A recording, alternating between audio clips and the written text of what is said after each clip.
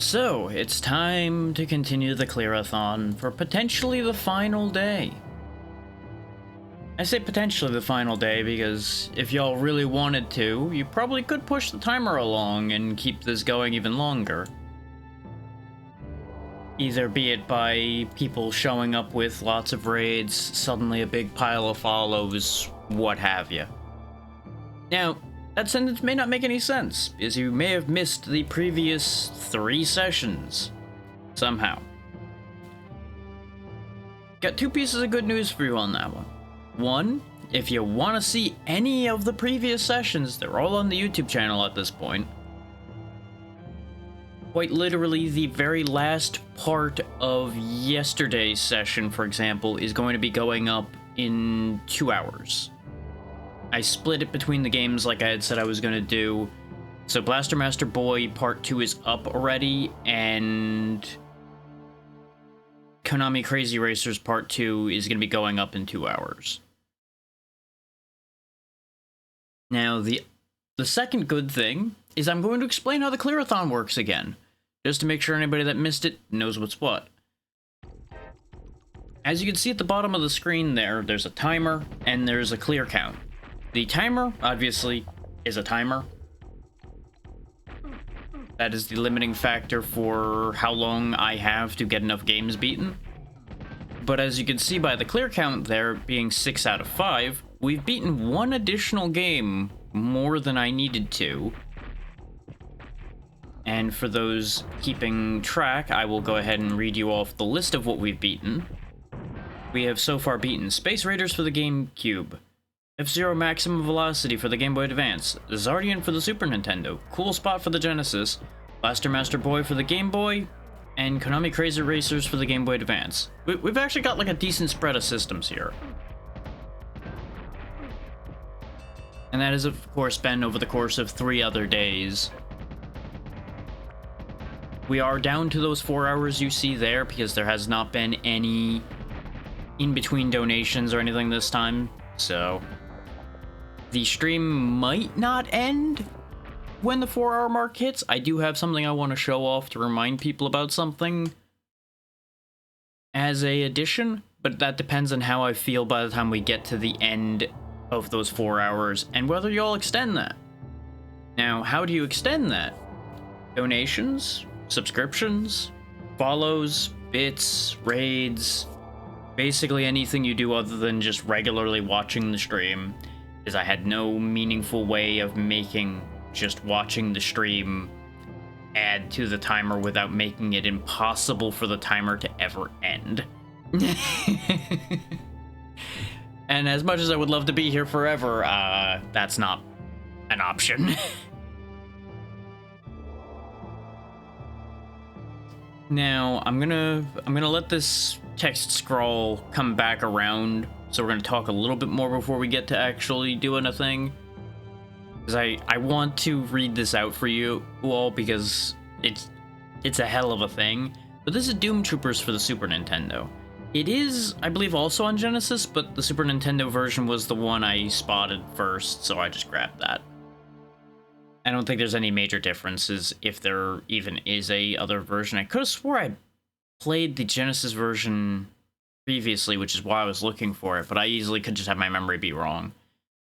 Now, actually, the text scroll is about to come back up again, I think. Now, it's doing a demo first. Okay. Yeah, another important thing to note is I got up very early this morning, so there's entirely possible to be a point where I'm just gonna kind of die brain-wise. So I'm just advising y'all about that now. Because I slept fine. I went to bed at midnight, woke up, unfortunately, at 6 a.m. So I got 6 hours, which isn't bad. But this does mean I've been awake for 8 hours now, I think? Is it 2 in the afternoon now? Yeah, but 6 hours would be noon, and then 2 more would be 2. Yeah.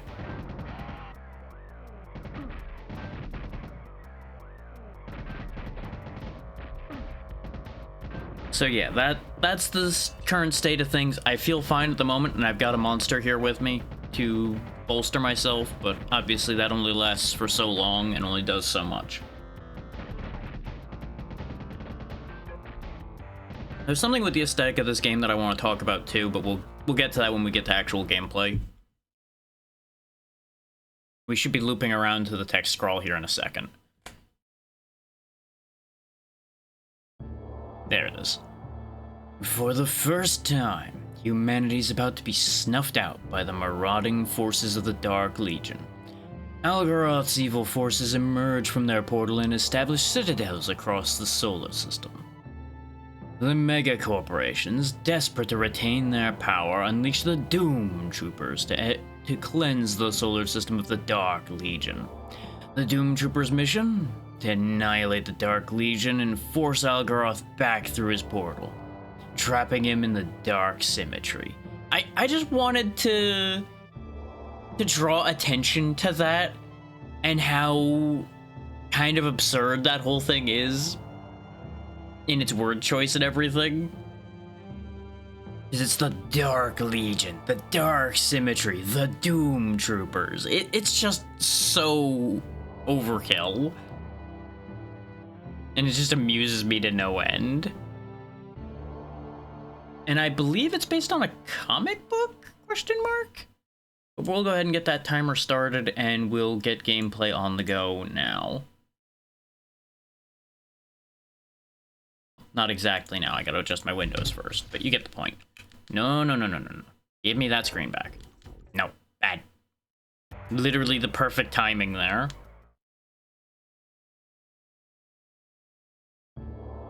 I love how it makes you go through multiple demo screens, even when you press a button. So difficulty trooper, we're gonna have 5 lives, auto climb is on.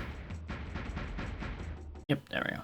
Because all I ever do with these is set the lives as high as I can and just leave the difficulty as is, unless things go really badly. So we got Mitch Hunter, kind of generic looking dude in blue armor.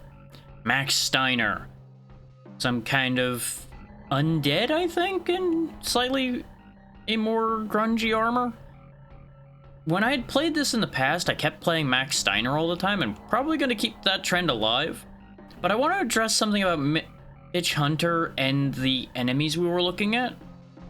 I really do wonder if the company that made this game had 2 different licenses they were working towards at the same time or something.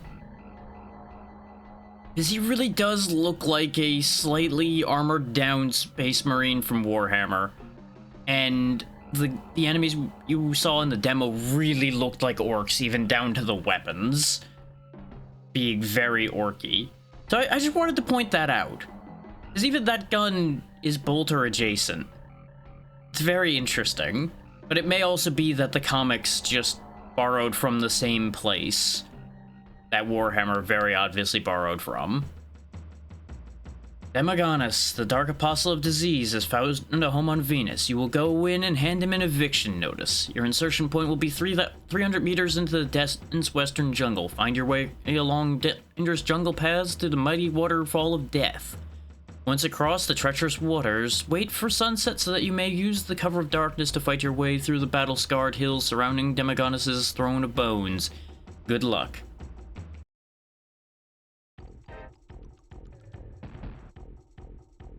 So yeah, you can shoot, you have ammo, so bear that in mind, and you can jump. To my knowledge, there's not really that much else you could do. There's apparently like a slightly lean forward button here. I think this is the grab that we saw in the demo, but we'll find out. Come here, you. Yep, that is a grab. Okay, good to know.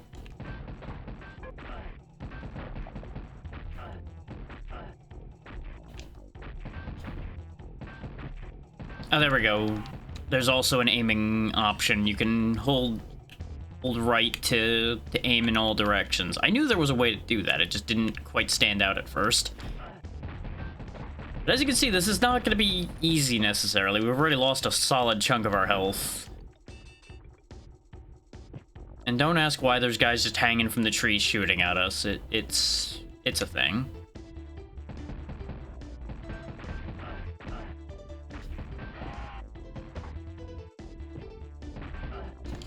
I would say there's a gore warning on this, but this is pixelated hard enough. I don't think this is going to be a major issue. But the squeamish amongst you may not want to look directly at too much of what's happening. Well, there goes one of our lives. Turns out the edge of that platform is not as real as you might think it is. Okay, that just kills you too. There we go.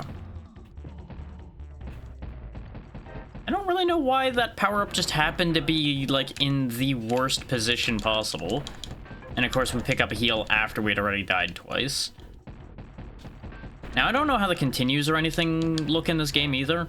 This is supposed to be like an hour to clear.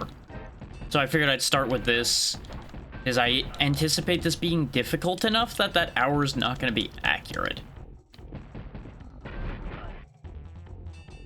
This was also the game I was considering doing at the end yesterday.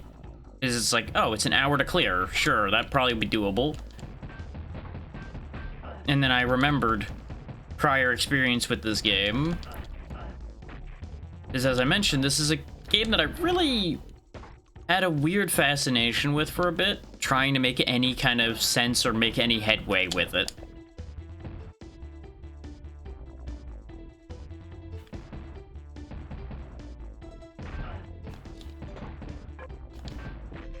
The fact that these guys can fight without their heads is certainly interesting. How am I meant to get that? I guess I like jump from down here without, you know, getting screwed by the platforming is probably the idea. Like the fact that the edge of those platforms doesn't exist though really makes that idea not so viable.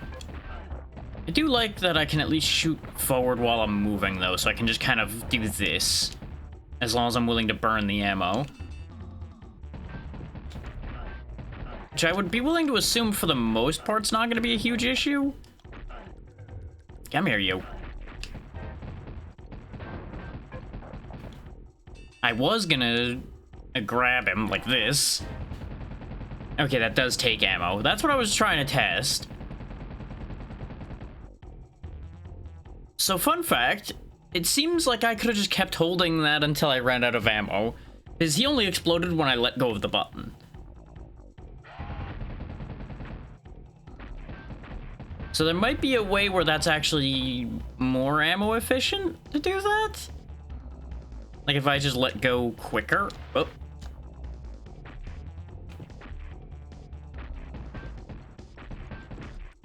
See, anticipating guys popping up out of the waterfall was why I waited. Can I use you as a platform? Sure can. But they don't last forever. Okay. Oh, there's only one continue. And we go back to the beginning of the stage when we continue, which makes nothing but sense.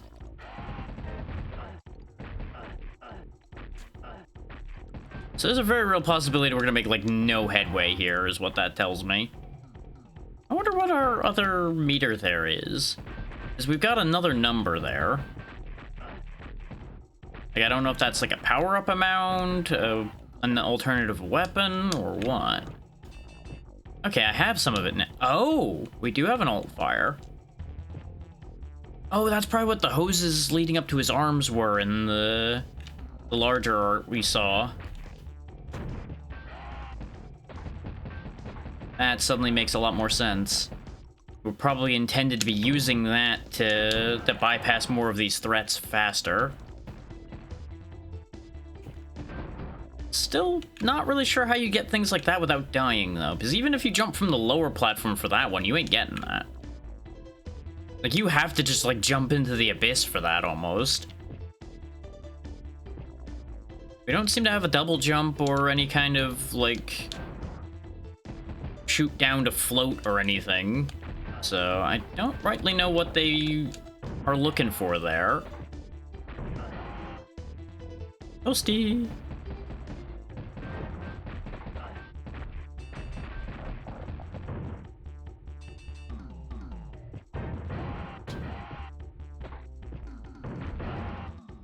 This is way more effective. I probably should save some of them, because I'm assuming there's going to be a boss fight of some kind in here as well. You know, that is another thing the grab's going to be good for, huh? Is taking out the walking guys without just shooting their heads off and having them come back after you.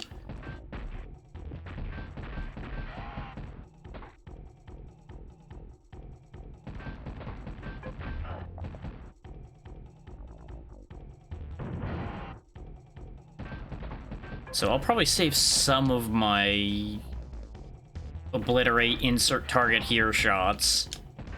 So I gotta be careful because I only have so much ammo at all left. Because the enemies haven't been dropping as much.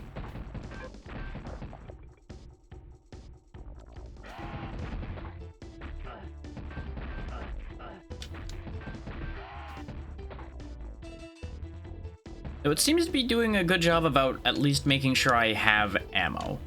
Like, it may not make sure I have a lot, but it makes sure that I have ammo at all.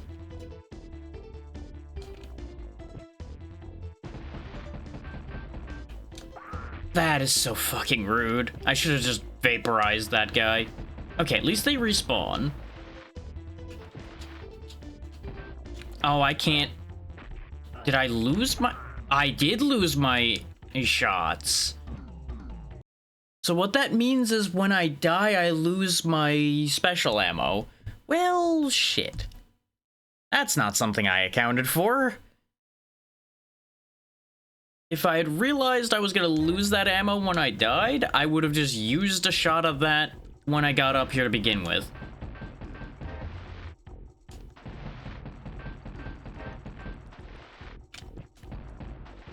God, the controls in this game are a little bit bad, though. Because I tried to aim up and shoot, and it just didn't do it.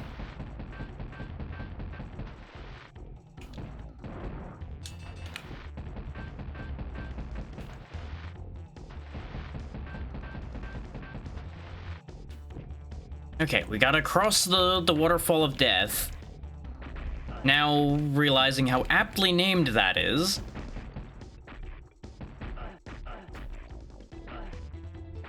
Oh, come here, you.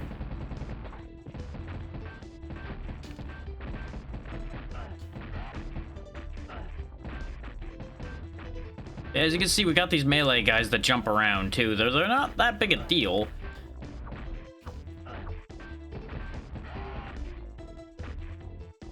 Okay, it looks like the punch does do damage even if you can't grab somebody. Okay, level complete, maxes lives 2, continues 0. At least they let you know, like, hey, you're probably fucked. And they do restore your ammo, which is nice.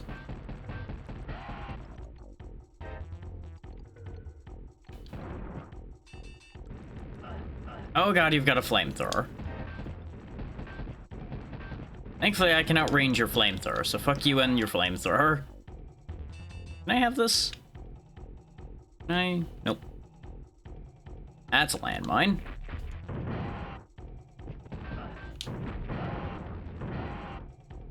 Oh, okay, the scatter off of that blowing up. Oh, I do have a kick as well. Why didn't that do anything before?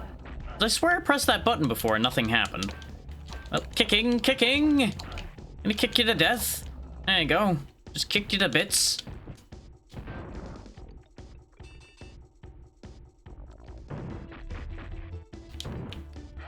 No, no, no, no, no, no.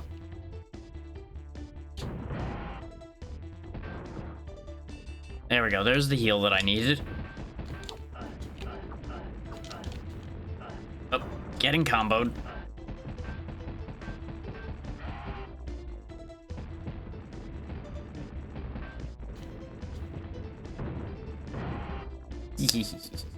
They wanted to cook me, but they were not ready for the heat of the kitchen.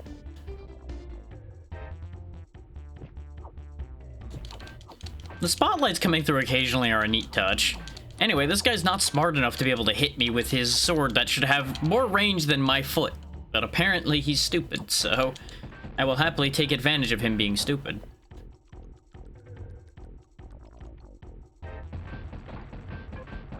Congratulations, we're already further than I've ever been playing this game in the past. Just so we're clear, I never actually got out of stage 1 in this game when I'd played this in the past. Ow. Very rude game, very rude. Ow, ow, ow, ow, ow. Gotta go!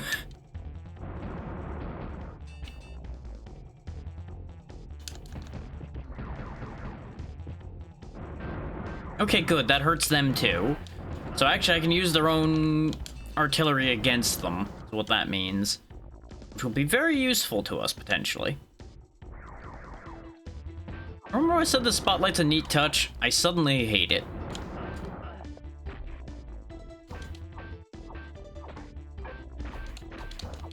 Just kick him in the butt until he dies.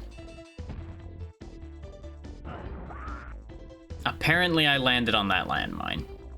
Oh, that's a shame. Whatever that lightning bolt pickup was is gone now. Okay, I can't, like, kick them when I've got them grabbed or anything. Oh, this is such a dick move.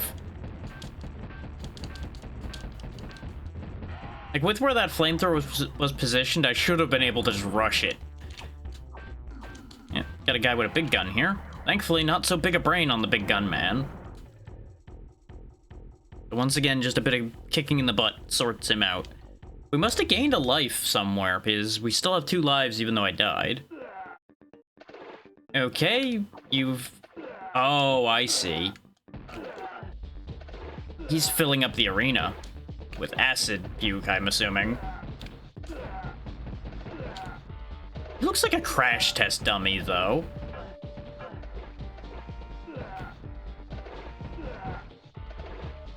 Gotta assume that this stuff is bad for me.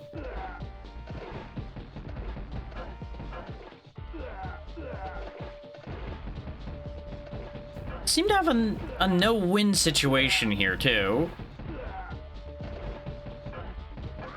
Because he either throws bones like crazy fast at me, which I can't do anything about, or he vomits, which I cannot hit him during. So we've lost already. I guess let's see if there's any real difference between the characters. Because maybe Mitch is just like a better character. Maybe his gun's better or something. Okay, he swats people with his gun. Gun go burr. Doesn't seem any more effective, if I'm honest.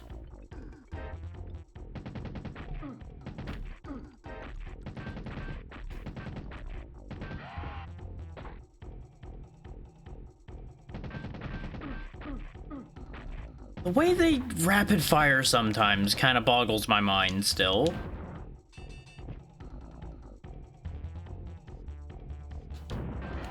Okay, he's got a missile launcher instead of the fireball gun, though. It's so easy to forget that these guys will keep shooting even without their heads.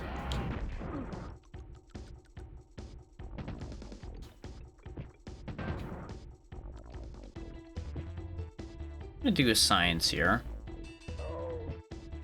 Yeah, no, you just lose that. What I was testing was, like, can I just jump if I fall? Like, does it save my jump was the idea. It doesn't seem like I've got, like, a grappling hook or anything. I was just testing all the buttons for a second there, like, is there anything I'm missing? There might still be, because I feel like I remember learning something about this game and being like, what, that's a thing you can do? But that may have been, like, the melee attack or something, too.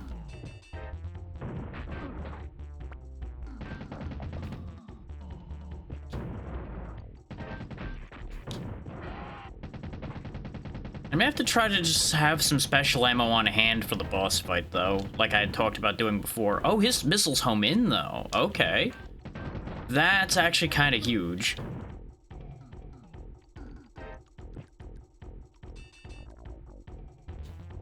May have also been the ledge grabbing that I had that realization about. Because one of the things I had the biggest problem with this game, trying to figure out how to do literally anything in it, was this jump right here. I kept not making this jump for the longest time when I had tried this out just as a random game I found in the pile at one point. Just like, this seems neat. Oh god, what do I even do? And then death, death, death, death, death, death, death, death, death, death. Did I mention death? Does that happen? And then more death.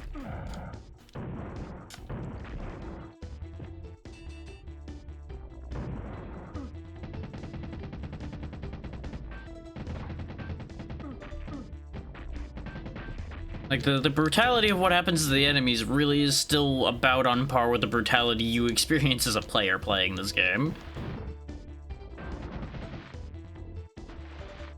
Oh, I'm out of missiles.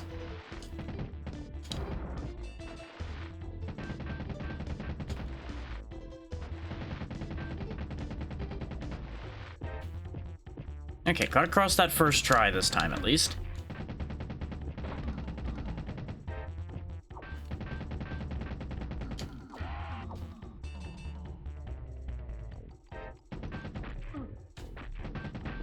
Really gotta stop shooting up at these guys as I encounter them. It's never the right choice. Almost ran out of bullets. There we go. Mitch's lives 4 continues 1. We're doing much better this time. But that's knowledge for you. Understanding basic game mechanics makes a very big difference. Slap, slap, slap. It does seem like our melee attack's slightly slower rather than the kick, or at least it's like slightly worse timing against those guys.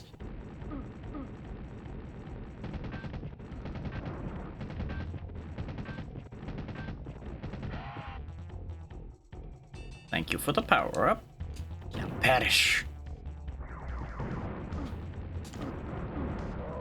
I just got juggled there. I couldn't even react. What I was trying to do was fire a missile at this jackass over here, but I couldn't even move. Too many things hit me all at once. Maybe that lightning bolt's an extra life?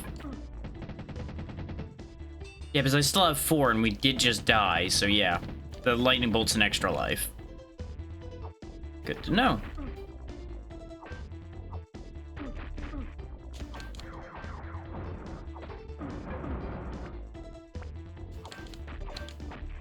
I do find it funny that they kind of squirt blood like a couple times. Is like, see, I'm bleeding, and then suddenly they start being active again. It's like they're doing the bleed out purposely as a fake out or something, which is a hell of a thing to think about.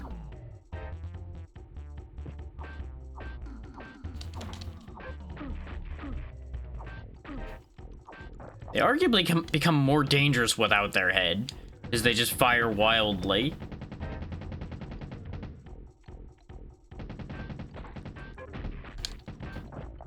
So they don't just fire straight forward anymore, you know? To no one's surprise, a war zone like this, not going great for me.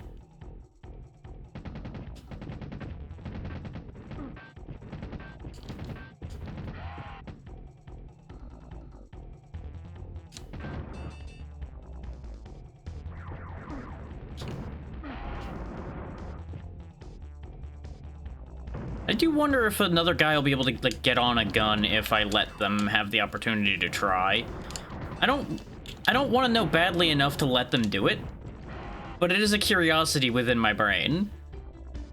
Just like, huh, I wonder if that's a thing. Probably not. I feel like that's too advanced for something like this, but it would be really neat.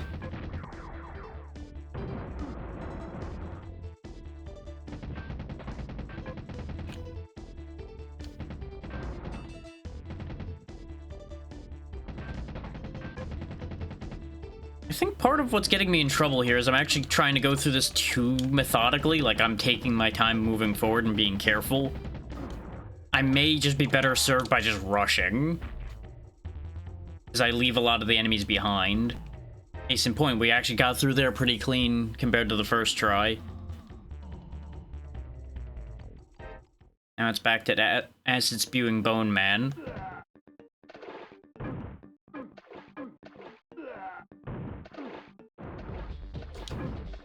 Whom my missiles are apparently largely ineffective against because of the angles. Thankfully, I did at least get them fired off at him, so hopefully they made a difference. I saw at least one make contact, but he does like 20% damage per bone, and I can't aim up at him at any other angle and get any consistent hits. So it's just like, okay, what do I do here? Like I've talked about before, I can't go under him because he just sits there and just keeps puking. And I'm assuming if he fills the arena too much, we just die. Because this seems like exactly the kind of game to do just that to you. You'll notice he also isn't damageable like half the time. He only can be damaged, it seems, when he is throwing bones. And, like, what do I do when I run out of ammo? Because I don't seem to be able to climb the bones to, like, get up there and melee him or anything. Unless maybe you do want him to fill the arena up? That seems so counterintuitive as far as, is this a good idea goes. Like, you can dodge the bones, sort of, depending on the angle he ends up throwing them at, as you can see there, but it just makes this not really go anywhere, because you get, like, 2 bullets into him, and then you gotta dodge bones again. And then he's still filling the arena up.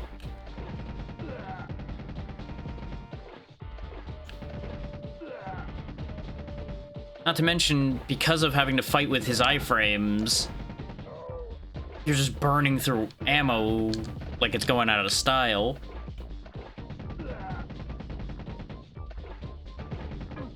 But I have to assume that this is that disease guy they were talking about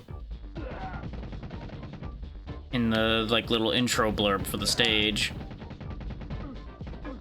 Okay, we've definitely done much more solid damage to him this time compared to usual, though. Apparently he just has a lot of damn health, though. Which, you know, if he's some kind of, like, master of disease, it makes nothing but sense that he's durable as hell. There he goes. We are slowly dying in the acid. At least the acid wasn't instant death like I assumed. Mercury. Semi, Dark Lord of Spite, has been discouraging Mishima terraforming efforts in the southern hemisphere. Combat troops sent by the region into the region become confused by Semi's mind tricks and destroy themselves. We believe that Semi has instrumented various illusions to hide a secret army inside a huge volcano. You'll be dropped into a humid garden near the lava pool at the base of the volcano. Find an entrance to the volcano and work your way up to Semi's area. The password's Imperial.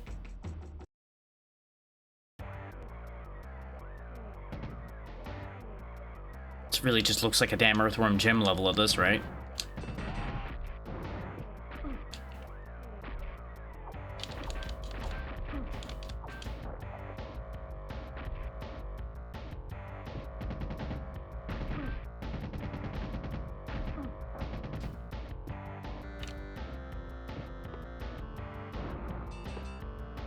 With better shooting angling and things like that, I could definitely see this actually being good.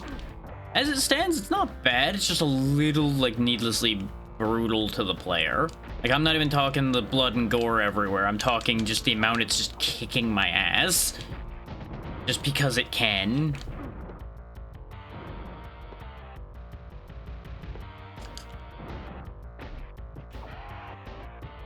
Okay, you can just grab them and throw them as well. Goodbye. So that works, I guess.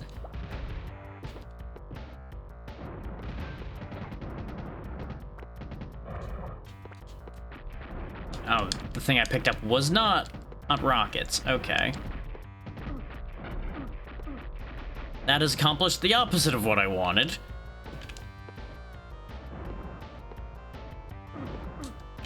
Oh my god.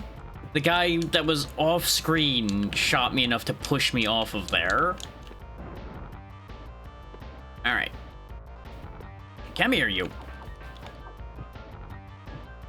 Push him off the platform so I don't have to deal with him anymore.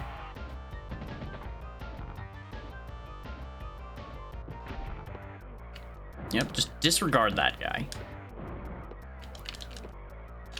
Beat this guy up. You know, except for the fact that he can just break out of the stun lock when he feels like it.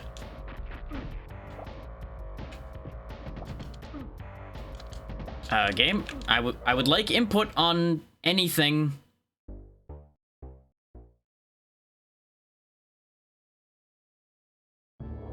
Don't you just love when a game just starts just devouring all of your inputs because of where you've ended up? Let's see if the password does anything good for us.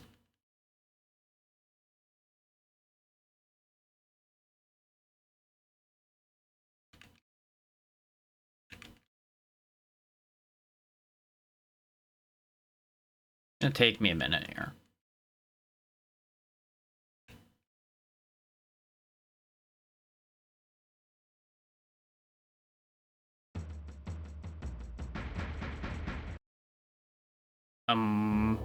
Did I spell it wrong? Was it IA or AI? I'll be the first to say I'm not 100% sure how to spell Imperial. Oh no, I did spell it right, okay.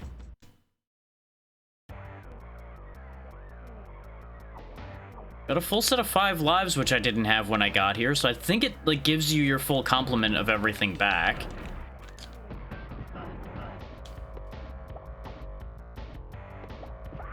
Okay, that is just death. Wherever you see the orange is death. But there was a guy walking around down below us over here. Okay, the auto climb is actually proving to be a problem. And now I'm just getting stun locked. Great. Fuck you. That life went so many useful ways. It's like, you may have noticed, I wasn't hitting that guy even though I was shooting where his legs were. It just wasn't taking the hits.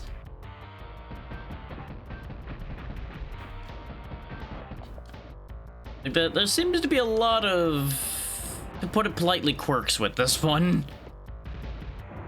Which is why it was saved for the end of the event. So, like, I didn't need to rely on this game for making progress.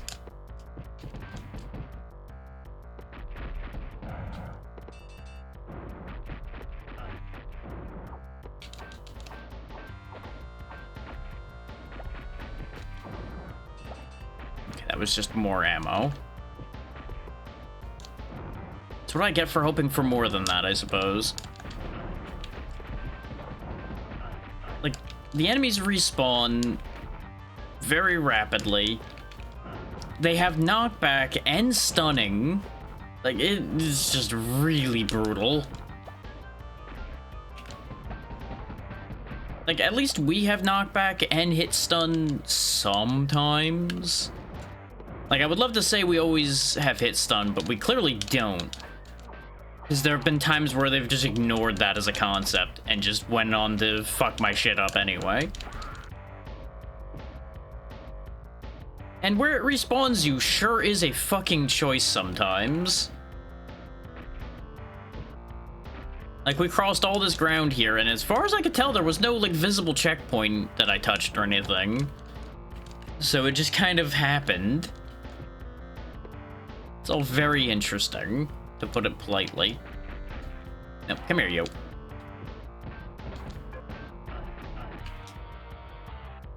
That was me fumbling the controls. That one was my fault.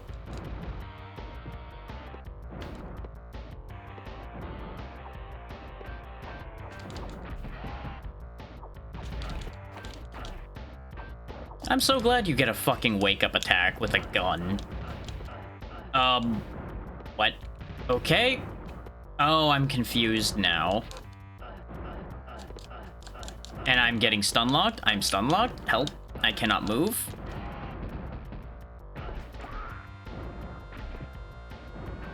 So I seem to have dissipated whatever. Oh, nope. Never mind. Great. Great. I'm so glad you just get infinitely stun locked there. That's what you want. Like, unless you happen to end up getting knocked out of it, you just are fucked in there. You're just forever there. Come here, you. You go in the lava, not me. Yeah, the fact that these guys respawn the second they're off screen is kind of disgusting. I don't seem like I have any other path to take, so I think I have to go through the pain zone here. And just kind of like bounce my way forward, because it reverses your controls is what was actually getting me stuck there. That I assume is Samai's illusions. And I've run out of lives. And yeah, you even get your continue back when you use the password. Interesting. That is surprising. That makes it like just the right choice to use the passwords. That's a rare thing. Usually games give you whatever you had when you got to the password, not just a blank slate and the progress you had. But this game doesn't seem like it has carryable power-ups or anything, so I guess it's easier code-wise to do it that way, where they just have like a universal password that they use that takes you to the stage, and thus they don't need to worry about storing game state in the password. That does make sense, and does end up being a benefit overall.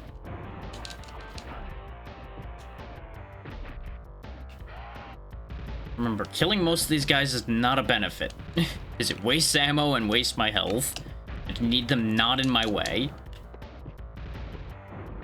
Okay, I can just phase through the terrain, but you know what? It worked out in my favor, so I'll take it. Okay, there is a path down here too. Just good luck noticing that this path is here without accidentally falling into it like I did. Because it all looks just like death down here. But that does explain why, like, you're able to get around the reverse control zone there. That it really didn't feel like you were meant to just bully through like I did.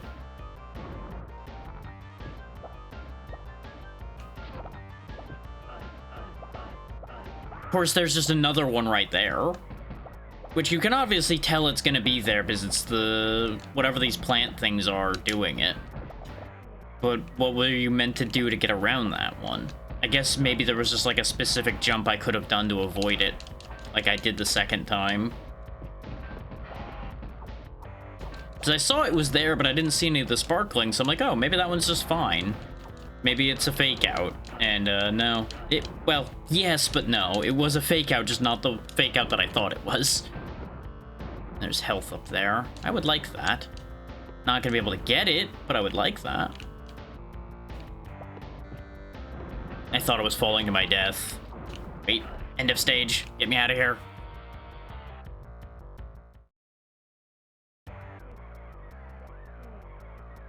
Part 2, I presume. Now we're actually making the actual climb up to the area, I would assume. Oh, that's a boulder.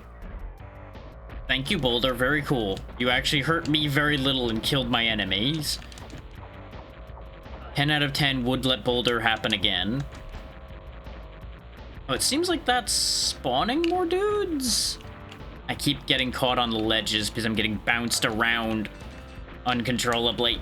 How? Okay, good. We solved our problems by the power of boulder once again. That boulder was not, in fact, conflicted in the slightest.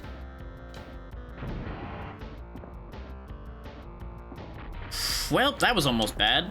And by almost bad, I mean it absolutely was bad, just not as bad as it could have been. Yeah. I wish I could aim and move at once. That would be the best thing for this fucking game.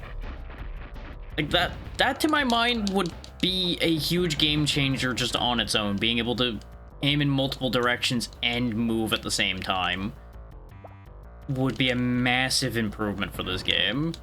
Obviously, not an easy thing to do on the Super Nintendo, so I'm not gonna judge it for that. But I could wish. Oh, I could wish. Oh, I can wish for anything I damn well please, though, and I ain't gonna get most of it.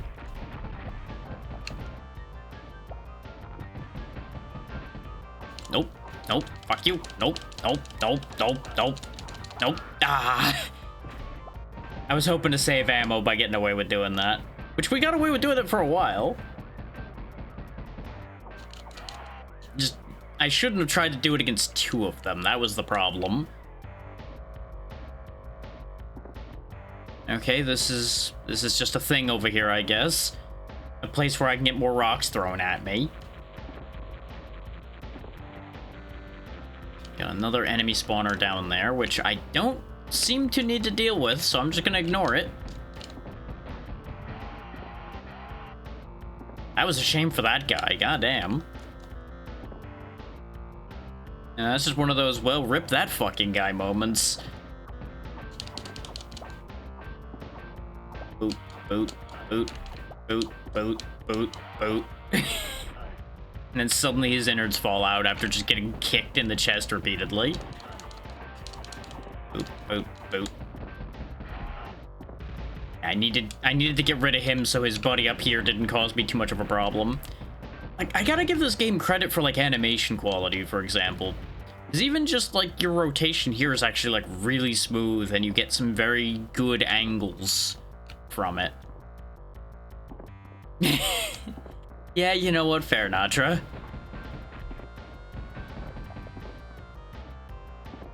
I too have had days where I feel like somebody has kicked my innards out of my chest.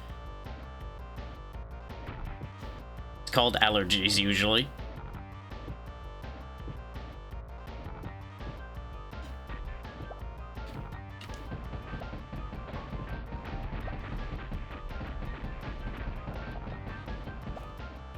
But I would say this also is a game that kind of falls into they prioritized animation over feel.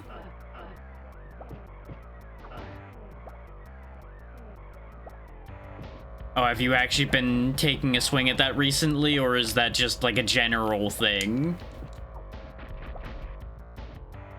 Yeah, the music's good though. The music's been fun. But, like, the fact that you have a full turning around animation, the amount of frames they put on the kick, there's a lot of things here that could have been smoothed out to make you move and act faster, which I feel like would have made this game a lot fairer to the player.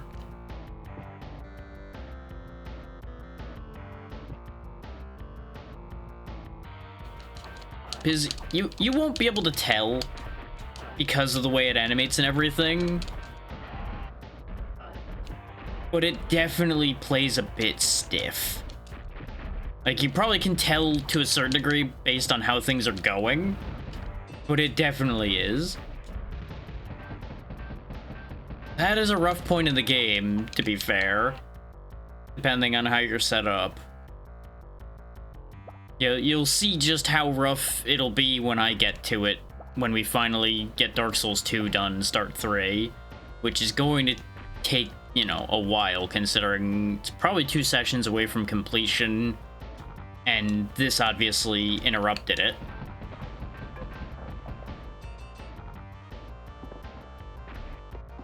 But I could definitely understand putting it back down again. Just be a matter of eventually coming back to it when you feel up to dealing with that, or not, as you see fit. That is one of the wonderful things about video games, is you don't have to finish them. You get what you want out of it, and then you move on with your life sometimes. Sometimes what you want out of it is completing it, sometimes it isn't.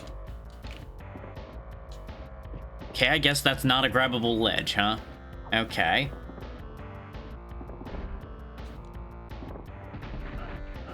It really is. It's a rare deal, but like I was talking about before, the fact that you kind of have to...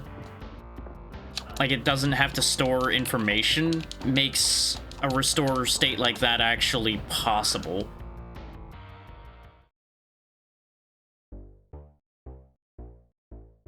We're doing that whole area over again.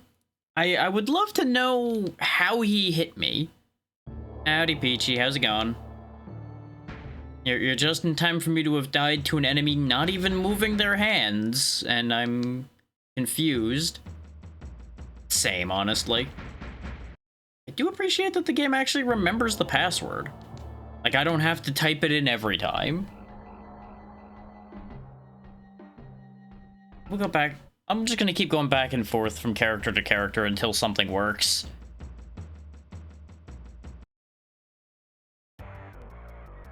Like, I'm just purely powered by, an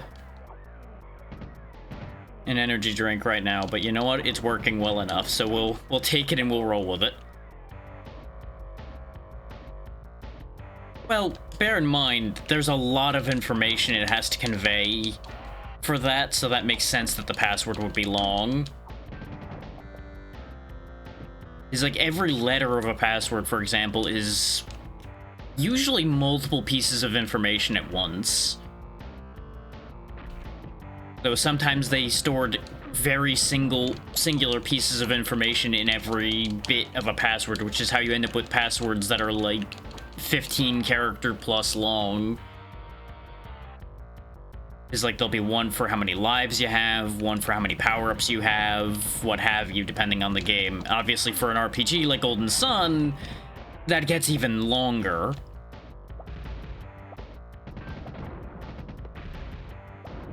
And if it's, say, transferring things specifically from your file of Golden Sun to Golden Sun 2, then, you know, there's so much information it has to convey there, and it just becomes a nightmare. Just bop that guy right off the stage. Yep. No. Bad. Stop being half a man. Die.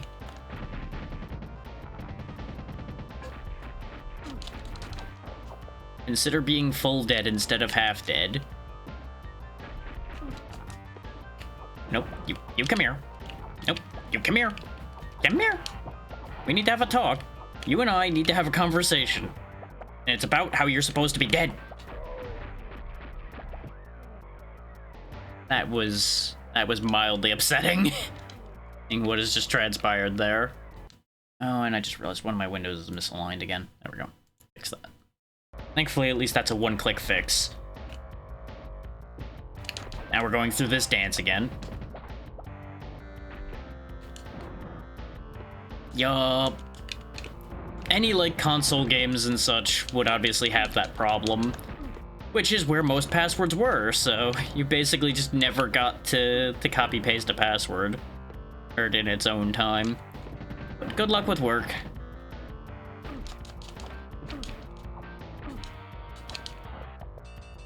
I mean, 9% health when I picked this up was probably not my finest choice, but you know what? It'll be okay adjacent.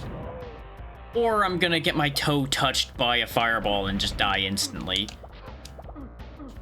I hate it here. I got pushed into the confusion bees. I cannot regain control. How? I wish to escape. Okay. I want to break free. I know there's confusion bees here, but I'm just getting away from that guy for a second. Okay, I think he's dead. Well, he was dead enough to not be the biggest problem, but still be a problem enough. There we go. Without legs, he's less of a problem for me. Just chop him down too. Because they can't aim their launchers as high to be as big a problem when we shrink them this way.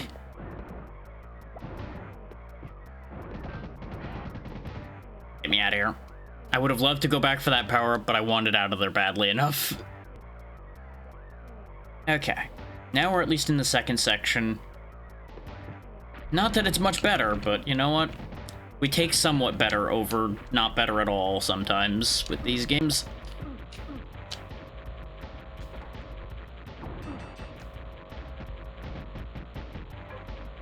Okay, do these do anything? They get me killed, that's what they do. I wanted to see what that pink barrier was, to see if it meant anything.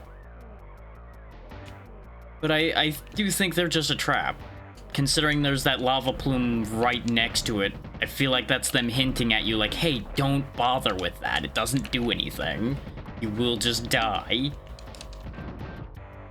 But I, being the curious fool that I am, had to know. I had to know what it meant. It is interesting how when those guys do their flippy nonsense, they just die so much easier. Oh my god, these rocks. I would like to get up here, please. Hello, you go down there. You go figure out what to do with the rocks. That's your problem now. Nope, nope, nope, nope. Nope, you come here. Yeah, I keep thinking I can jump up to places that I cannot actually get to. But I am now stuck there? What the fuck? Game design. That's all I have to comment on this right now, is game design. Forgot to turn auto climb off, which I was really thinking about doing and I should have done.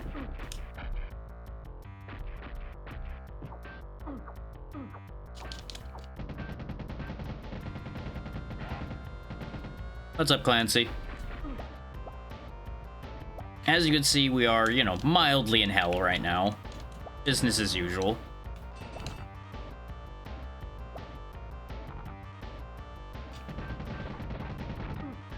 Fighting totally legally distinct orcs because video games.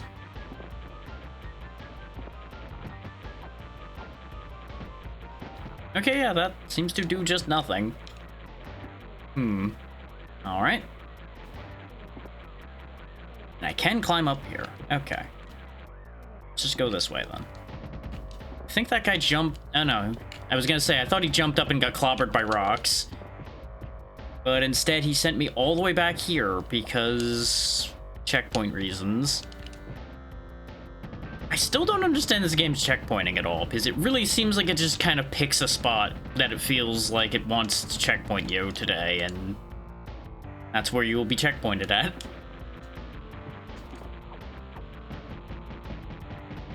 'Cause I feel like when we were here the first time, we didn't get checkpointed in that spot. We got put somewhere else. But it may be like to the left or something, there's a checkpoint. And on this floor or something. Get off my platform. And for anybody coming in late that's wondering why I'm not just shooting everything, that 46 in the bottom left is my ammo. If I run out of ammo, sad times. So I resort to slapping occasionally to avoid running out of ammo.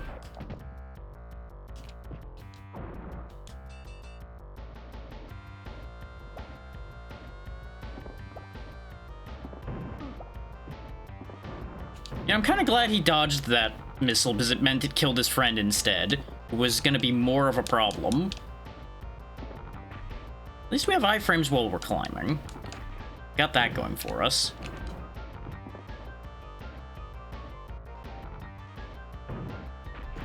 That really should have hit you, sir. Perish, demon. Oh, this one's not closed. Huh. Don't know what that means. If it even means anything. It might just be a sprite limitation moment. But I also didn't hear a noise, so... Just gonna not think about it too hard.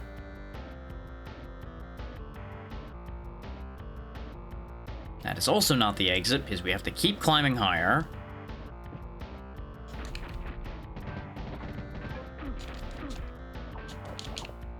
Yeah, there's a very real possibility that this entire stream today is going to be dedicated to trying to get through this mess, depending on how my patience holds out for it. There's also an entire world where I just say, you know what, this ain't happening, and we just go to the next game in the list. Because I still have plenty on the list, don't get me wrong.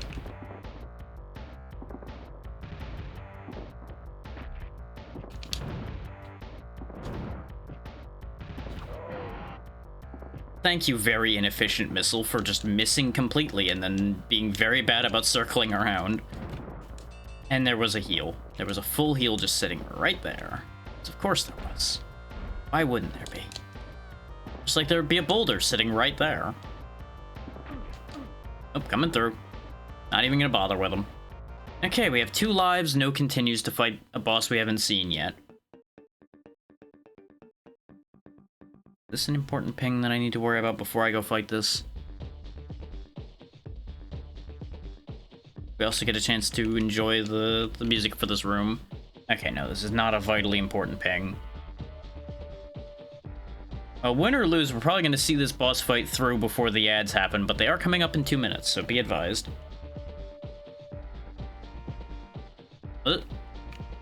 I see. So that's the master of mind magic, huh? I see. You also appear to be made out of metal. Have you replaced body parts? Is that the bit here?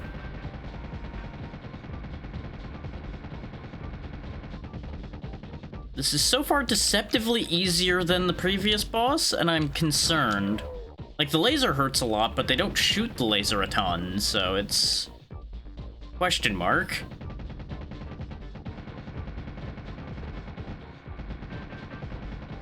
They are, however, draining a lot of my ammo and not seemingly taking damage some of the time. So that's concerning.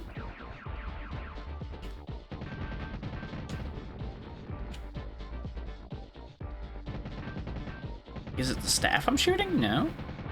I am now out of ammo, having shot them a bunch and accomplished nothing.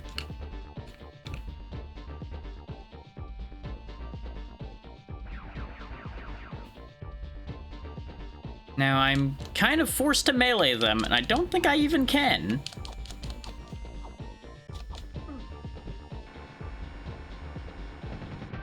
Wait, I got... oh, my ammo does regenerate very slightly. I'm thinking it's the head that I have to hit, which is tricky, considering.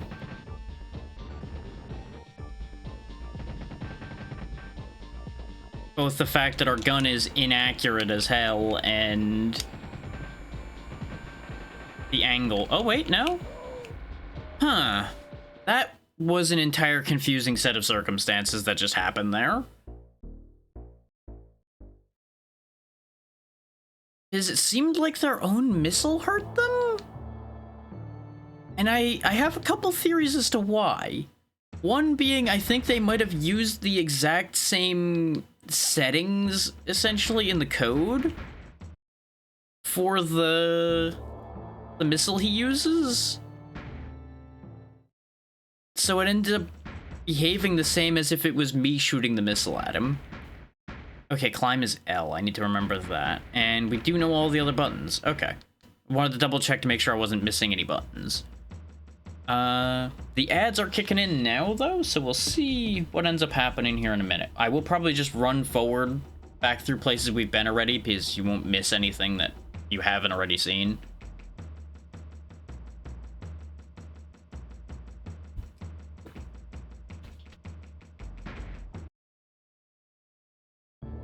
Ordinarily, I get up during the ads, but we're only 1 hour in. I won't worry about it right now.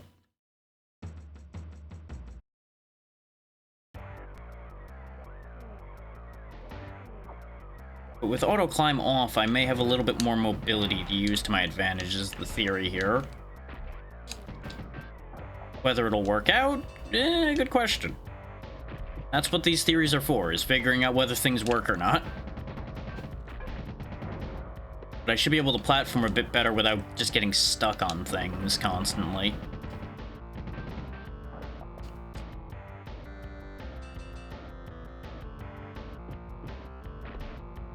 Does mean a bit of jumping towards things and hoping for the best still, obviously, but we were doing that already anyway. And it's going to take a little bit of getting used to, in that I'm going to have times like that where I'm going to jump at a ledge thinking it's going to auto-grab and it won't. The constant back and forth of changing your mind about a setting. Now, mind you, the auto-grab, for those who came in late, was a default setting. That was defaulted on. So the game expects and recommends you to have it automatically grabbing for you.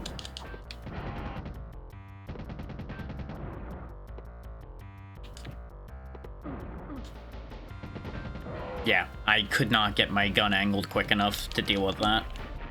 And he bumped me off into the abyss. Because, you know, typical Super Nintendo game where knockback is the answer to everything.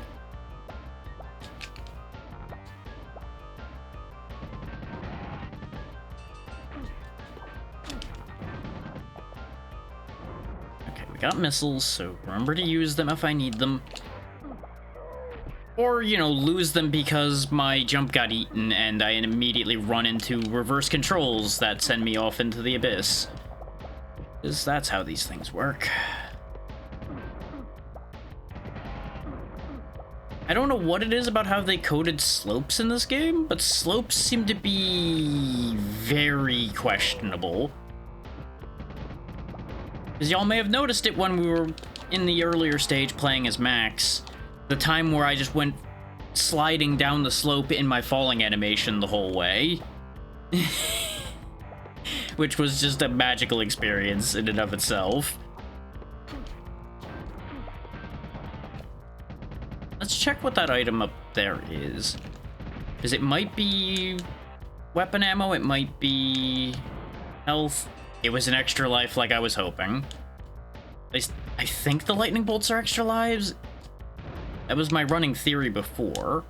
There's also that whole bit that's guarded there, but I'm not that interested in figuring that one out. Welcome back from the ads. All you missed is I beat the first part of Mercury, as I said I was going to, and we theoretically found an extra life. I think it was an extra life that I picked up, but I don't remember if I was down to 1 life or 2 at the time, so it could go literally either way on that one. And into that problem.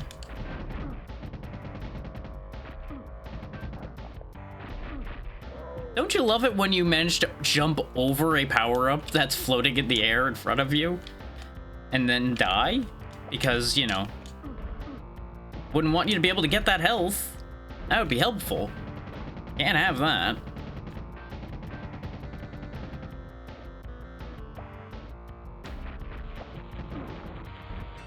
Much like we ran into with Blaster Master Boy toward the end of it yesterday, I'm already realizing why not that many people end up ever talking about this game.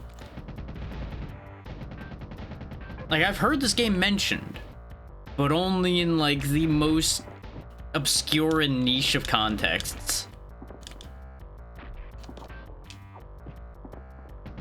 Like, it would be people that talk about things even more obscure than the ones I usually show off. Would be the people that talk about Doom Troopers.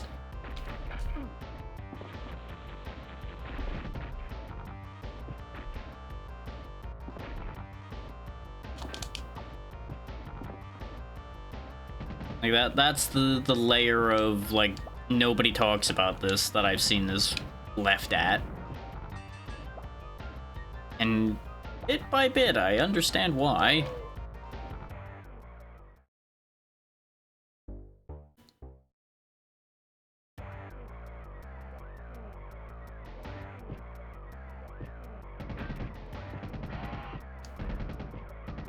Like, there may very well be, like, a strategy to this. Oh, good. I'm so glad a second boulder can appear where the first boulder was.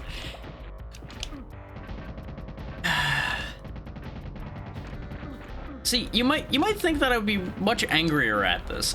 I'm not actually angry yet. I'm more fascinated by what they thought was a good idea here so far.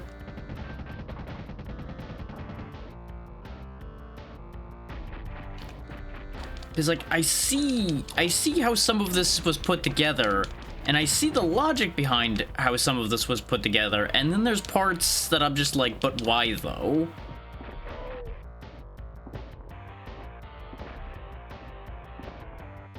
Like, the boulder thing is definitely in the but why though category. And I kind of see the vision for there being an ammo system. But with how much ammo that gets placed all over the game, I feel like they weren't sure that they actually wanted to do an ammo system, so they made it only occasionally relevant, is the way I would phrase it. Because of the just sheer prevalence of ammo being in the world.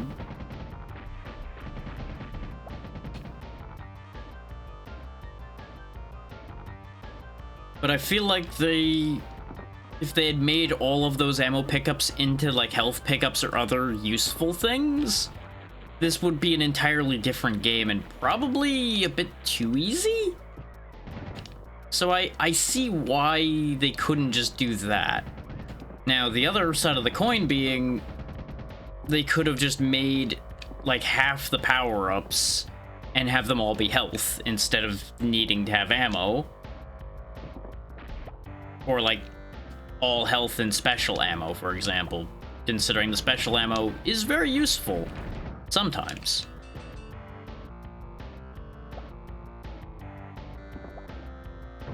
Like, it's very much a useful when used properly scenario, which is good. Most things should be useful when used properly and not just, like, useful all the time type deal. Because if it's useful all the time, well, then it's not very special. You know? It ends up being just a replacement for your weapon at that point. And you don't want that.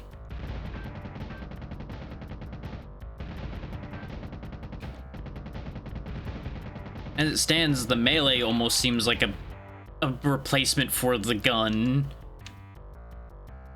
Which is absolutely not how a gun should feel in a game. If your melee feels more useful or just immediately replaceable for your gun, that means your gun's not very good.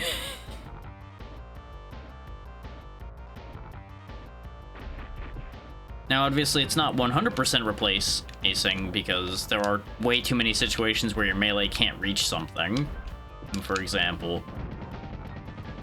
But in terms of combat effectiveness, overall, it does seem roughly even. Which is a bad state of affairs, all things considered. And most of it's because of the fact that they tried to simulate spread on a two-dimensional plane. So, like, a bunch of your shots seemed like they just don't do anything.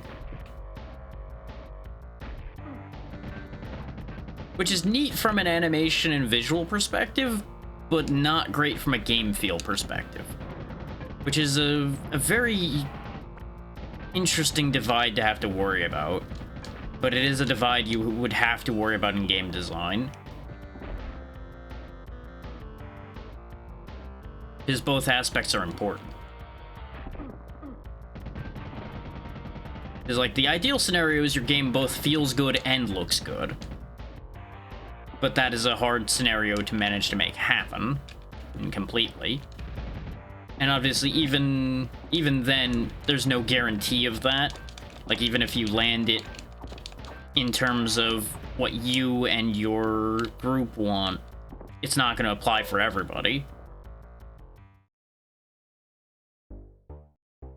But then again, video games really aren't meant to apply to everybody.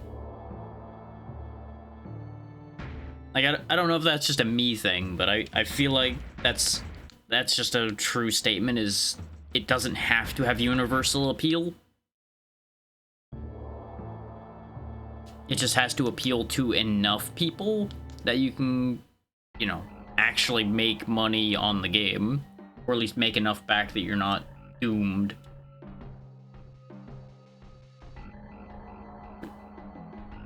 And of course, you have an additional layer of variation there if you're not even making the game to make money, like people making free projects, for example. That becomes yet another completely different scenario.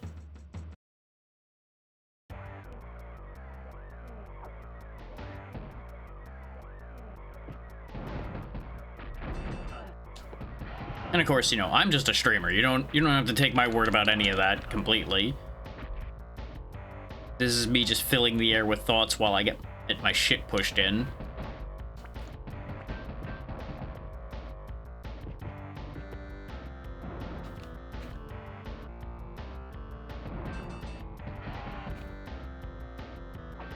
Of course, that right there is another case of I don't understand.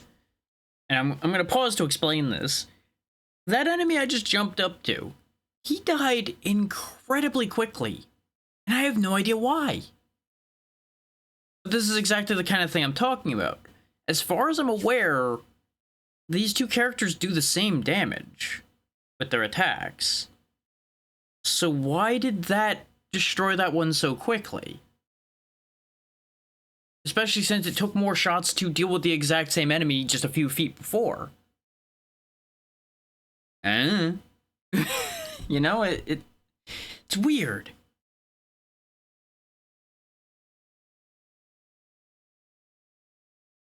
But this is something I enjoy doing. I enjoy trying to piece together what's going on with these games.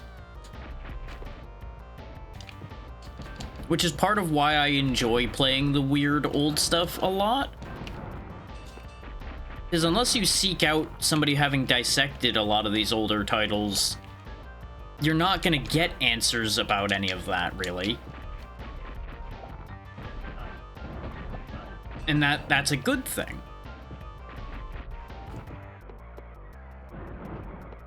Because, like, a lot of modern games have, like, damage numbers and things like that that give you much greater feedback as to what's going on. And that's a good and a bad. Like, I love my damage numbers as much as the next guy, because I do enjoy having that feedback. But there's also a positive to not having that feedback. Because it lets you figure out what's going on instead of it just being information fed to you. You know? It really depends on what you want at the time. Like, do you want information or do you want to have to figure it out? Like, the roguelike/roguelite genre is a fantastic example of that situation. Because both sides exist within that genre. There are plenty of games that tell you everything and expect you to just utilize the information they've given you in order to win at the game. And then there are those that go in the much more classic style and expect you to just figure out what everything does on the fly. Like, do the math, figure out the uses of things. Like the old style, like, okay, what does this potion do? It's just an orange potion. What does orange mean? Well, sometimes orange means death. Sometimes orange means good. Figure it out.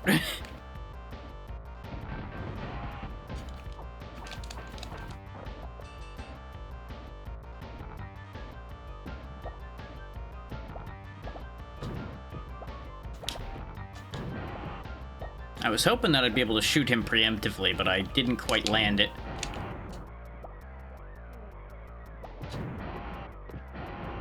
Perfect, perfect. That's exactly what I wanted. That's a health pack. But that's where the confusion zone is. It's right there. How do you get past that to get to the health pack, then? Nuts to it. It doesn't matter. I'm dead.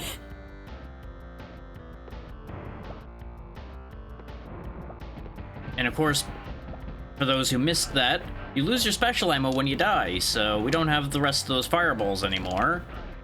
Much to my eternal aggravation. Verification time. Yep, that is in fact guaranteed to be an extra life. Okay. Very good. So we have 3 lives and 1 continue. We lost a total of 3, but we gained back 1, so really we only lost 2. Like, just in practical terms. It's like, yes, we did actually lose 3. And now we've actually just lost 3 anyway. Making the statement I was trying to make irrelevant. Thanks, video game. Thank you for ruining the point I was trying to make.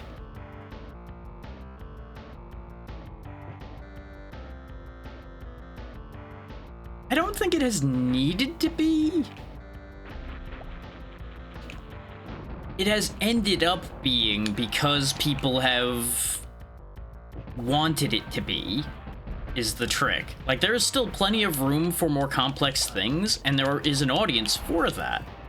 But for the general public, it is much safer and much more palatable for it to be dumbed down, yes. And that's kind of the back and forth there.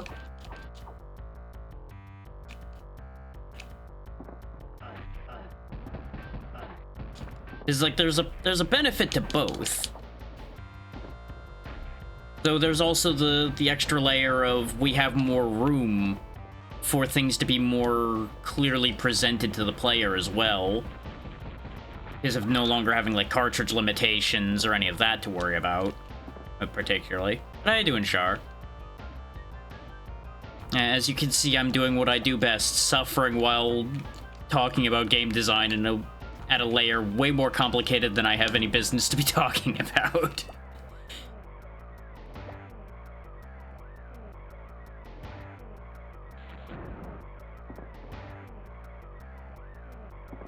Come on, make the jump. Make the jump, Max. Thank you.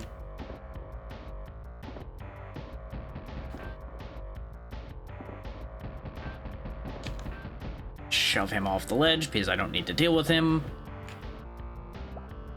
For those only catching up, this is like the 7th time we've done this stage because I just keep getting destroyed. We have the benefit of at least getting full continues and such back whenever we use our password. But, that doesn't really go very far. Yeah, I know the feeling there. We just went through that here a couple days ago. And we're still in wacky temperature zone, which is still not fun. But I'll take the fact that it's cool right now. And I'll just run with it. I mean, that is kind of our job to a certain degree.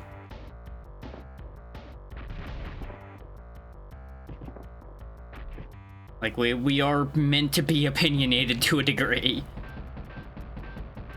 If we weren't, we probably wouldn't have ended up in this line of work.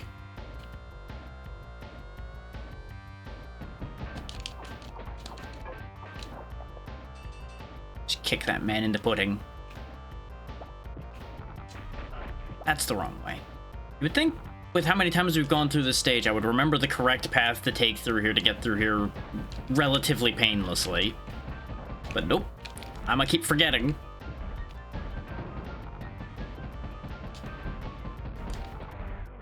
Nope. You get bouldered, not me. Good day, sir. Now, I don't think there's any other health packs around at all before we get to the boss, so that's a shame. Of course, you know, there's the indirect health pack of dying, but I do not have any lives left on this continue, and I would rather not have to go back through this.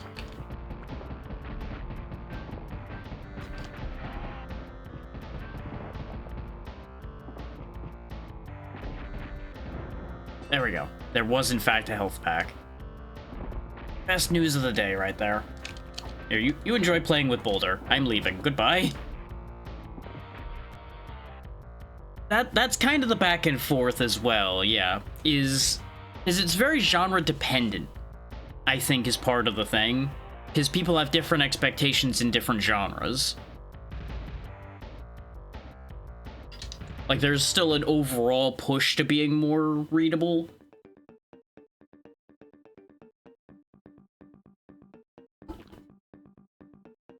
But there's a larger community that's more accepting of a more obtuse layout in, like, the strategy genre and the roguelike genre, for example, compared to people that are going in for just, like, a basic platformer or something. Just to use a very direct example. And yeah, Souls-likes are another one that kind of dance on the line between obtuse and clear, because it gives you a lot of clear information right off the top, but then hides the other half behind his back, like, no, there's nothing there, no, you don't see it, nope, you can't have that, no. Not for you.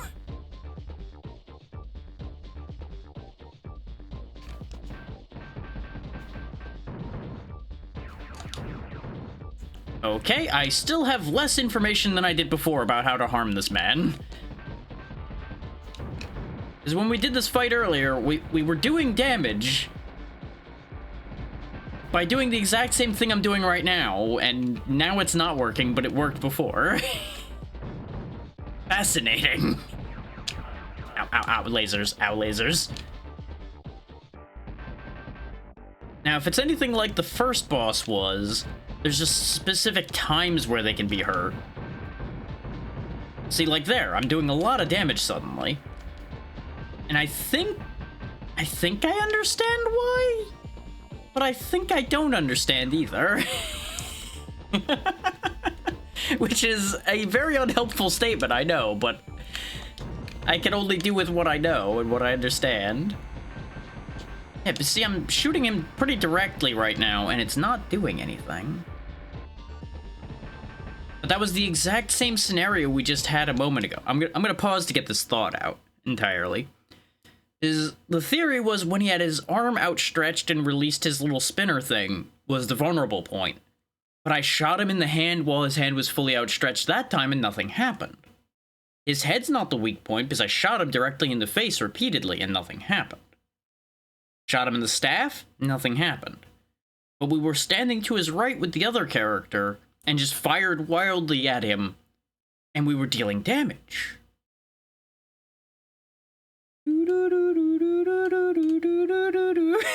It just doesn't make any sense. There's no consistency here. It's just a fascinating situation to be in. And like, this is obviously a scenario where someone would be getting frustrated, and I can't say that I'm not. And under different circumstances, I would be getting frustrated far more readily with this. But I'm just in full, I just don't care about how this game plays out mode right now. So I don't really have a horse in the game right now.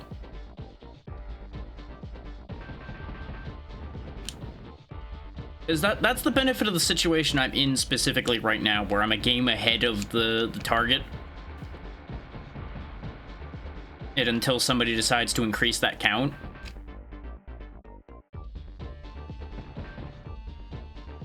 So it really just doesn't matter what happens right now. Would it be nice to have beaten a 7th game during this? Absolutely, but I don't really have a need to do so, if that makes sense. Maybe I need to hit him when he's not looking at me? That would be a hell of a thing to have be the requirement for dealing damage to him, but with this game, I'd believe it. Because he does turn his head. Like, he looks around. He also does contact damage, because, you know, why not? Yeah, but I'm just laying into him. Now he's still looking at me, and sometimes he's taking damage. You know what it might be? And I thought this before. I think it's actually the thing in his hand that harms him. Like, I think I need to shoot the little spinner thing he's got.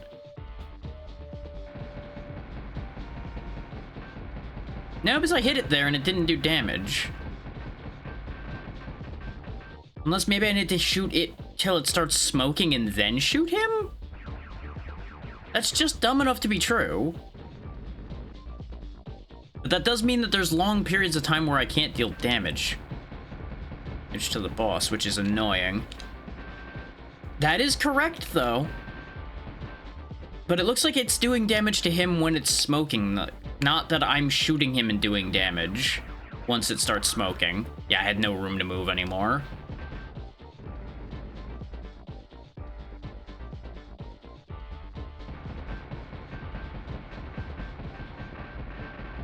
Yeah, it's whenever it's making contact with him while it's smoking is when he takes damage.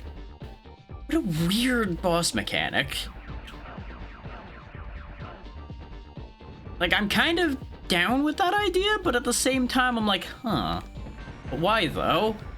It also doesn't seem to take that much damage to make it happen. There we go, he's dead. I'm starting to understand why On How Long to Beat this was like an hour to clear. Because if you're successful in these fights and you know what you're getting into, you could fly through this. Absolutely. Because you have a lot of iframes when you're climbing on ledges. You have the ability to just pass through enemies. Pluto. Intelligence reports show that Algaroth is directing the war effort against mankind from Nero. His henchman, Arazide, is guarding a hidden base on Pluto, our only obstacle in pursuing Algaroth. Our operatives have told us that the main power reactor is located in the ventilation shafts of the base and is described as a large metallic sphere suspended by 2 huge claws. Find and destroy the reactor and escape the base before it all blows sky high. Password Doomlord. So I guess this is just a 4-stage game then. It sounds like after this stage we just go after Algaroth himself. And that's the end of the game. Another reason why this would only be like an hour to beat. if you could beat it properly. But thanks to the passwords, it suddenly makes sense that it would be possible to just, like, bully your way forward. Oop. Okay, floating. Interesting. Oh, there's an extra life right there, too. Let's go around and go get that.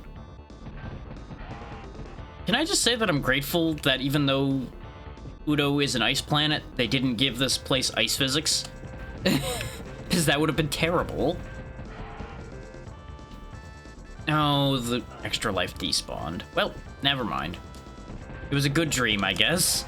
And just was not allowed to come to fruition. Now, there we go. There is a push there.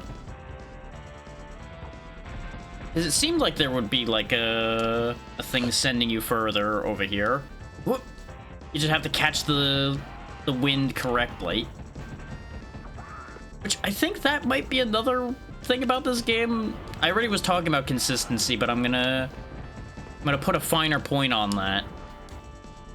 Because literally that, I think, is the biggest flaw here, is a little bit of inconsistency and the information not being conveyed properly.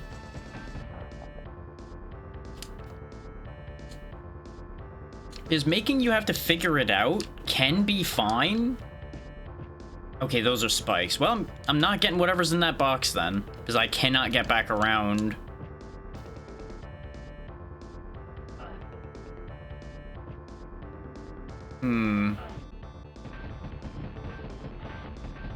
Anybody else getting the distinct feeling that this is a maze? So I'm getting that sneaking, sinking feeling that this is all a maze. And it's gonna be really bad.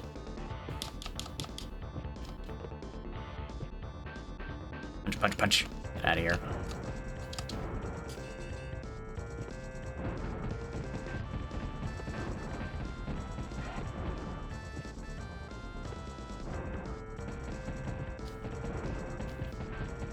Oh yeah, and I probably should clarify for anybody who may not have been here before about the point about increasing the count. Anyone who donates, it's $10 or does the equivalent in gift subs, so like 2, for example, right now with it being 10, can increase the amount of games I need to beat by 1. So right now, in order to make it so that I'm behind, you would have to have increased it by 2, so it'd be like a total of 20 or 4 gift subs, for example. And obviously, equivalent of bits and such would count too, though the mathematics on that gets slightly more complicated. But those are your options, really. And then, of course, there's just the simple fact that that would influence the timer. Because we will stay here until that timer runs out. And as I mentioned earlier, I am currently torn as to whether I will stop when the timer runs out, or if just the clearathon portion will stop at that point. It depends on how I feel by that point. As I do have something I want to show off to all of you, if I have the energy to do so at that point. But obviously I'm not going to make an extra push just to do that, because there will be plenty of time for that otherwise. Though that show-off portion will not be tomorrow. If it doesn't happen today, that will end up being, like, next Thursday or so, probably. Because tomorrow we'll be going back to the archipelago if we are out of time on this by that point. Okay, those ventilation fans just kill you. I wanted to see if I could, like, break it open to find goodies behind it. Oh, I did break it. So I was right that those are going to have goodies behind them. That one just had death behind it first. Okay, the more you shoot it, it slows down. Interesting. So far, none of them have had anything behind them, but... Oh, there we go. That one has something.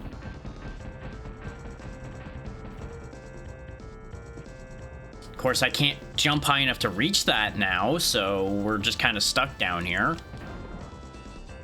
Having missed a bunch of potential items. But you know what? We also avoided a bunch of potential death, so I'll take what I can get, I guess?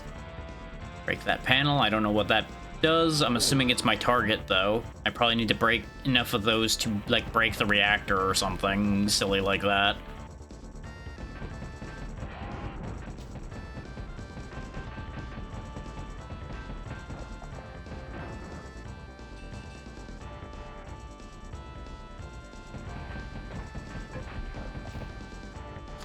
Yeah, to go back to the game language discussion, though, a little bit. There is something to be said for the potential where game language continuing to be dumbed down is contributing to the fact that people's capacity to read and interact with things is continuing to kind of falter. Is if even in your leisure time you're dealing with lowered expectations, you can end up with a situation where the bar just continues to get lower.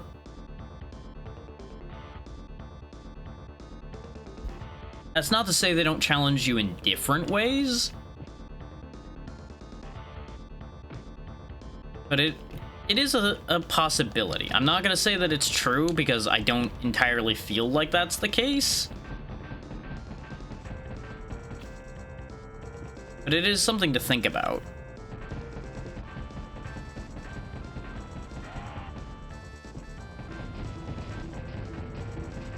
Is there such a thing as things getting dumbed down too far?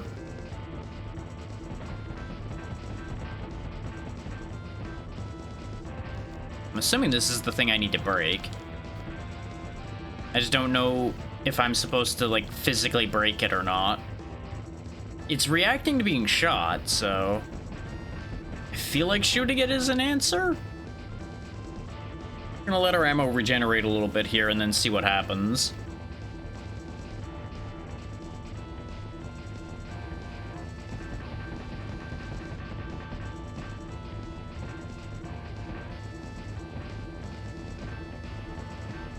I can't tell if that's flickering faster or not. My eyes are honestly just kind of glazing over a little bit looking at this sometimes. We'll let it regen a couple more times, unload a few more batches of 3 shots into it, 10 shots into it rather, and just see what happens. Yep, there we go. Now I've got a timer for getting out. I'm gonna assume this way is out. No? Well, it may be part of out.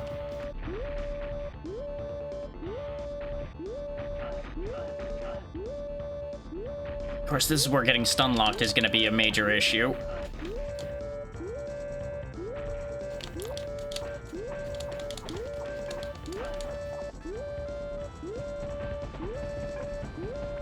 Not gonna stop for them, just gonna bully them out of my way.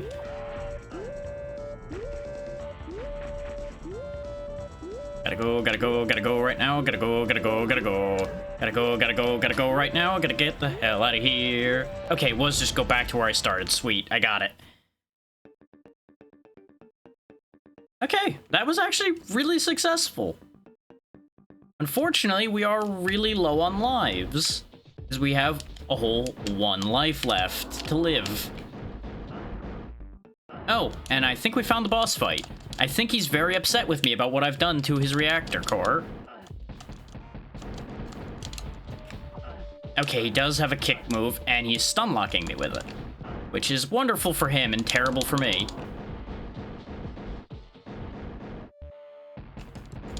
Thankfully, I could just kind of shoot him in the knees a lot. So I think when we get back to him, it's not going to be so bad. The catch being, of course, getting back to him. Which, going in there with a full complement of lives and a continue, I think it'll actually be easier than the last stage was. Because the lay of the land's actually a lot nicer, I would say.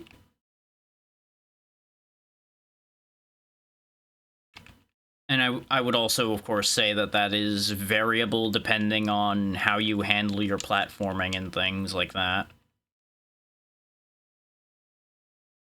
Because obviously everybody handles challenges differently. Which also leads into the whole thing about things being dumbed down and not dumbed down. Is the very fact that everybody handles challenges differently means different things for what actually is getting dumbed down and not for you as a person. Like, to some people, things may not actually seem like they're being dumbed down at all because it's well within their capacity to understand now, but it may have been difficult for them before, for example. And there's an accessibility discussion to have there, too.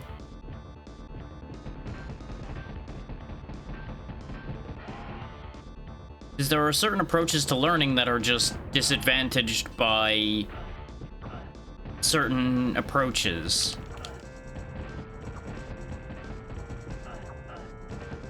So there's balances to everything that we're talking about here. There's no, like, guaranteed right answer in any of this. So I would be inclined to favor whatever ends up being the most accessible solution. Which in my mind usually ends up being a situation where you give the player options? Like, not even just literally accessibility options, but like difficulty scaling and such. All are, in my mind, means of making things more accessible. Like, obviously, by all means have, like, a difficulty that is listed as, like, the game's intended experience and all of that. I'm absolutely for that as a concept. Because it makes sure people understand what the expectation you had was and how you wanted your game to be. Because obviously, you know, there is very big value to the intended experience of a game. But there's a difference between guaranteeing the intended experience happening and making sure people can actually enjoy the thing you've made. Dark Souls being a fantastic example of that situation, where the intended experience is absolutely not for everyone. But it's also a series I would say doesn't have the most adaptable setup either to make it accessible to more people. It ended up working out regardless because they leaned into it. And that's completely fair and valid and fine. But it still stands as the poster child of the exact kind of thing I'm talking about, where it could have benefited from it. There's also a risk, though, where it can end up damaging the experience of something as well by trying to make something too variable and accessible, depending on how you approach doing that.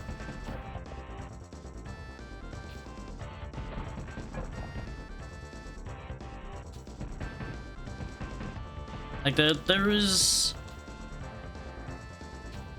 a lot of open discussion to happen there, and obviously I am not the expert to be like, yes, this is the correct answer by any stretch of the imagination.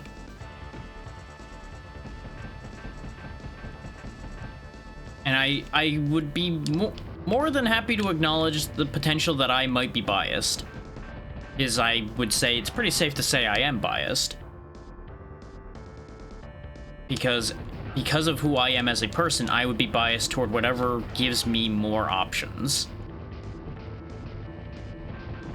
Whether those more options mean more variable options in gameplay itself, just like more tools at your disposal, things like that, or more options at your disposal to tailor your experience with the game in question, I would be in favor of either of those things, for example. So, obviously, I will speak in favor of the idea of a variety of accessible difficulty options and such, because it is giving you more options. And there are playstyles that become suddenly much more viable depending on how your game reacts to any difficulty changes that are available. Is a playstyle that would otherwise be just simply too difficult for a portion of your player base suddenly becomes possible for them. And mind you, when I'm talking playstyle, I'm not talking like challenge styles like doing a game hitless or anything like that. That's a very different situation. Just to use the Dark Souls example again, playing either dexterity-based things, strength-based things, or magic are three very different realities you would end up existing in. And one of those realities might be too difficult for you in the standard design of a game, whereas with difficulty options, you could suddenly make those other options completely viable to a larger portion of the player base. Now, there is a catch to that, obviously. And that catch being lowering the skill ceiling of a game. So if your sole focus is making sure you have a very strong skill ceiling, obviously difficulty options are not really the choice for your game. And that's why I'm saying there is variation there. But it is worth having that thought in the discussion, is the point that that's trying to make by me saying that.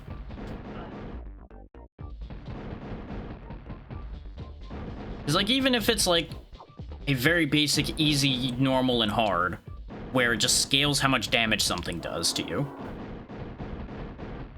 I think there's validity to having those available in most things. Again, assuming you have a expected and intended difficulty, like, say, normal would be whatever your intended design is. But more people would be able to play and enjoy the thing if that option existed. Just you have the trade-off of said skill ceiling, as mentioned before. So the argument could be made where even then the skill ceiling's not compromised that hard by having variability. Nero. With the Dark Legion base on Pluto destroyed, your ship arrives unmolested above Nero, sinister home planet of the Dark Legion. You'll be inserted into the City of Tormented Souls. The remnants of an Imperial settlement are littered with the tortured souls of the settlers. Their final death cries frozen forever by dark symmetry magic. Fight through the minions and seek out the citadel home of Algaroth, Lord of War. Algaroth must be defeated, or else our war against the Dark Legion is ultimately doomed to fail. Password Cybertalks.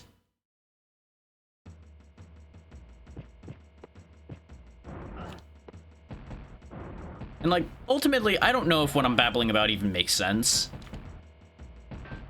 Most of this is just me rehashing things I've talked about before, but also framing it based on how I'm currently thinking about things. Because obviously, I will talk about these things, and how I feel about them will change. Even just during the same day, I may frame things a little differently.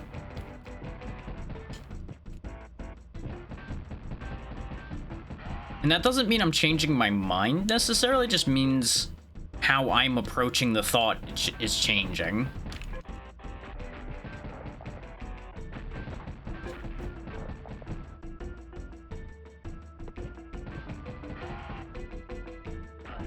Because, like, obviously, to take the clarity example into mind again, the more tired I am, the more likely I am to be less forgiving and less interested in the idea of a game being obtuse in any particular capacity, because I need the information to be available to me in a way that I can digest at my current ability.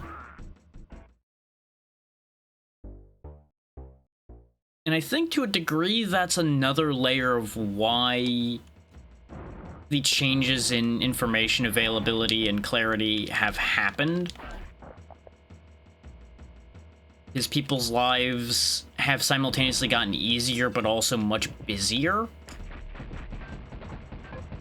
So you need the information to be readily and quickly available such that you can process it quickly and just get to the positive aspects of things, for lack of a better way of putting it.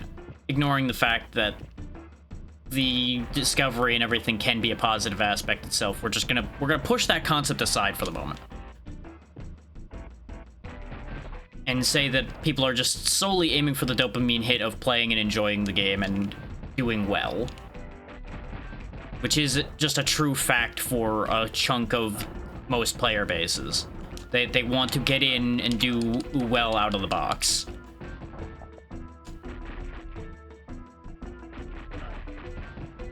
Now, there's a potential catch to that, too, though.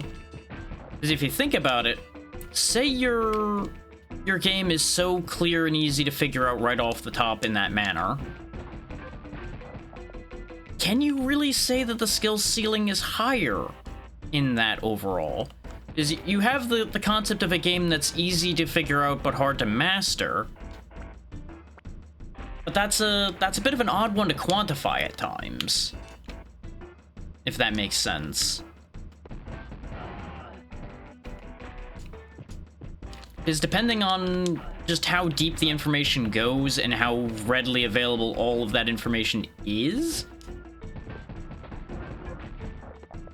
you have everything leveling off rather rapidly to a certain respect. Is everyone has access to the same information and the information is readily processable, which then means there's less variability in how people approach the thing outside of just simple variation of how people choose to approach the thing, which is fine, but it depends on what the thing is that you're having said variability with.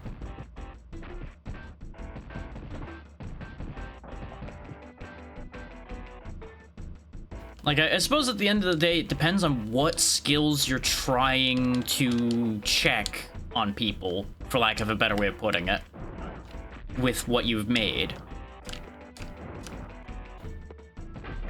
Like, obviously, not every game needs to be a damn literacy check, for a lack of a better way of explaining the thought there. Could the world benefit from more games being a literacy check? Considering the state of things these days, I would say maybe. But that's a whole other situation in and of itself.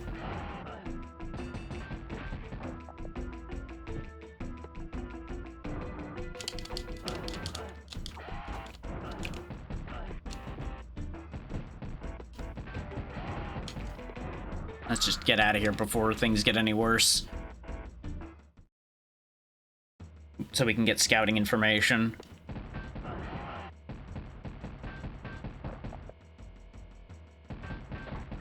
As one could argue, most games check a specific handful of abilities in the average player. We can fit them into, like, 3 categories, arguably. A game that tests your reflexes, your perception, or your intellect.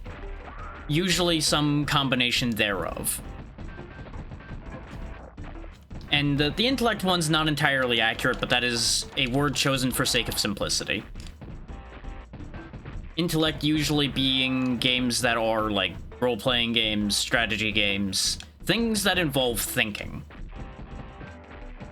But not necessarily like on the move thinking.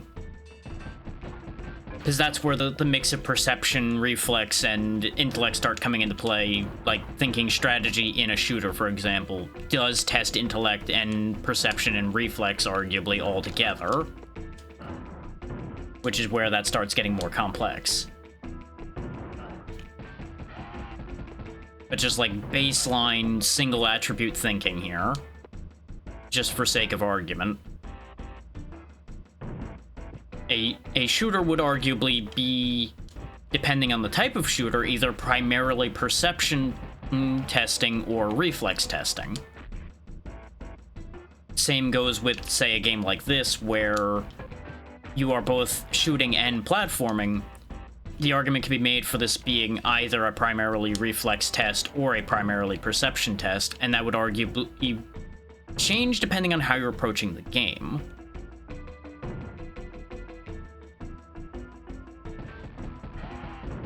Like, this is the kind of shit I think about. I don't know if anybody else even really focuses on this kind of thing much at all. or if what I'm babbling about is even slightly interesting to anyone else.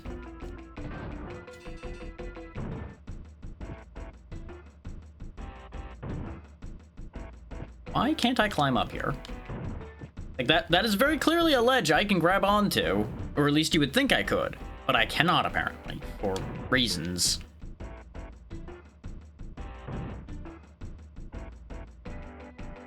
Yeah, to get back to the thought about it testing multiple aspects of someone, even a game like this tests your intelligence at times, because you have to figure out the routing and understand what the game wants from you at a particular moment. Like figuring out the pathing right now, for example, does require at least some intelligence.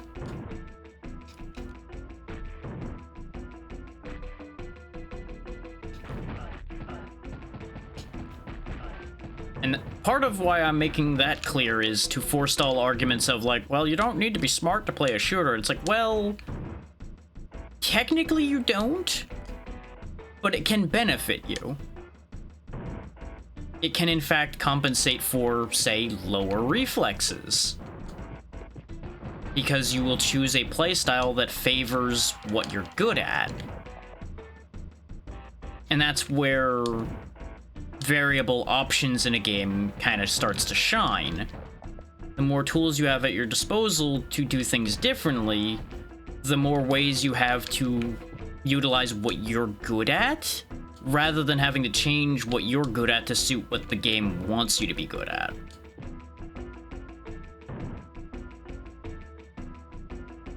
But there's an argument for both sides in that situation too, of course. Because if the game purely tests what the game wants to test, that allows you to improve at the thing that you're not good at as well. So there's places for both. There is a risk involved in what I'm talking about, as far as like making games have adaptable options and such to make them more accessible to a wider variety, and that is you end up with more games that kind of don't have an identity as well. That is the risk there. Because there's been plenty of cases of that happening, where they either make the game too easy, trying to appeal to everyone, or there's just like 50 options, but like 2 of them matter. Because that's a whole different problem.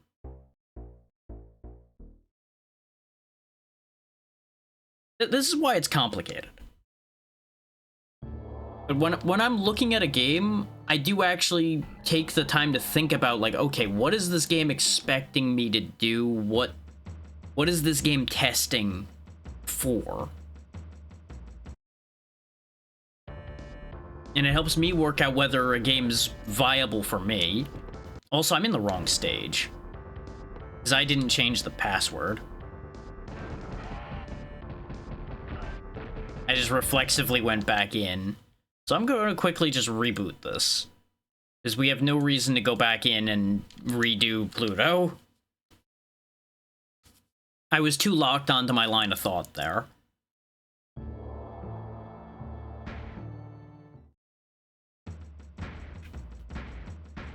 But it's also important to note that at no point am I saying that any of what I'm suggesting is a universal answer. As I've mentioned before, universal answers don't exist.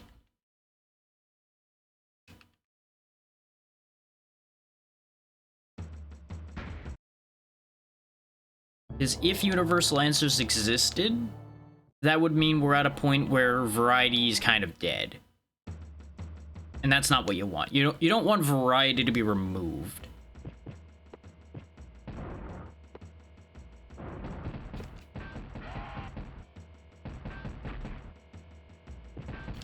But to follow up the thought I was talking about with having options that don't do anything,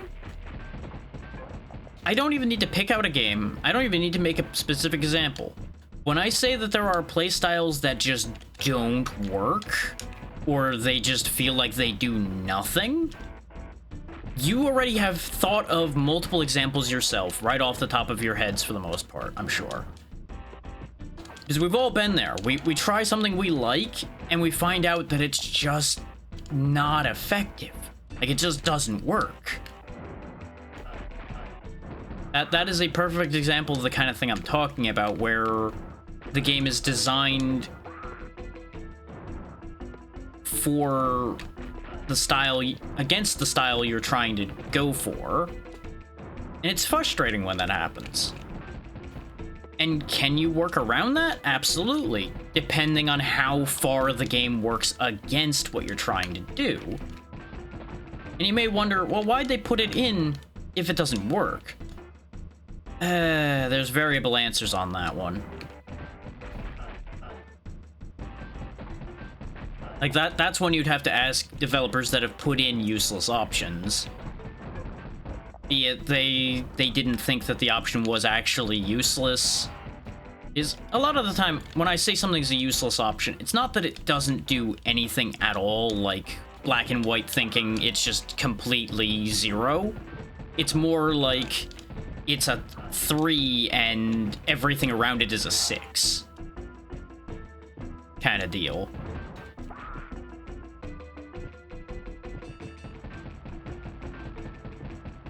Like, you see this much more commonly in competitive multiplayer things, where you have interesting characters and such that just get sidelined hard because either a character that does their job better comes out, or they get nerfed into the ground because the developers hear the wrong portion of the community out, etc. And again, it's always entirely possible to make these things work, but it becomes a question of like, okay, is it worth the extra effort to make this viable when the developers clearly don't want it to be viable? And you end up questioning, like, why didn't they just remove it instead of just destroying it?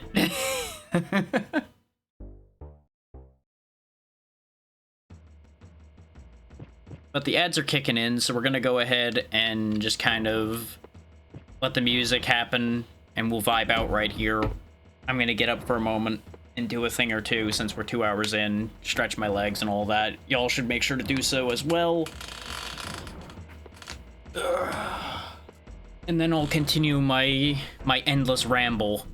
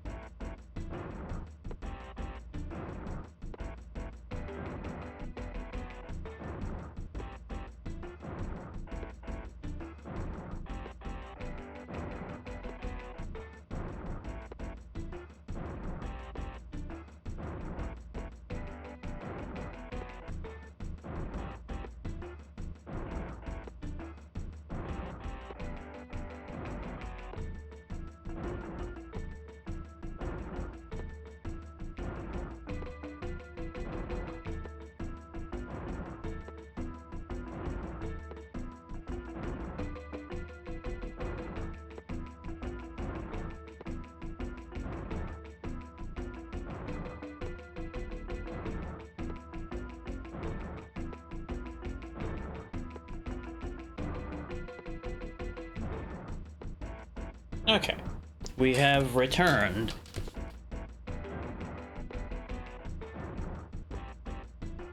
We'll be back from ads here in a second, and then I'll launch into the actual topic. Okay, welcome back from ads, everybody. What I wanted to address as well is what I mean by being able to adjust your difficulty. Now, take this game, for example, where it had multiple difficulty options, but also a life count adjustment. Some games roll the life count into your difficulty, for example, because they have a direct influence on each other. The more lives you have, obviously, the easier it will be to make progress in a game. But this having both being separated means you can tailor your experience more.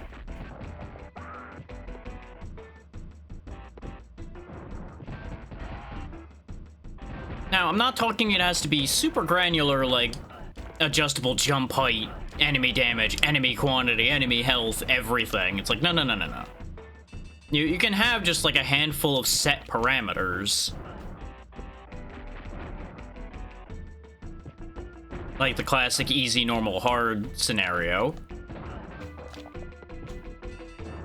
That would be plenty for a lot of games. Is obviously there's room for games to be made both easier and more difficult. Because that's an important aspect to consider, is slopes being terribly designed, but that's a whole other discussion.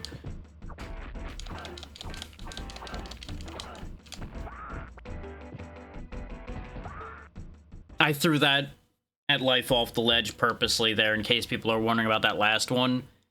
Because we had one life and no continues left. There was no point in continuing in that situation on the first section of the area. Now, there's a kicker, though, to the idea of making games more difficult, in that the players will always be able to find a way to make a game harder. Be it through challenge runs or what have you. There will always be the capacity to make a game harder without needing the help from the developers there. Games are much harder to make easier via the player's choices, unless the developers have placed things in such a way that you have the ability to actually do that. Which is where the concept of player agency comes in.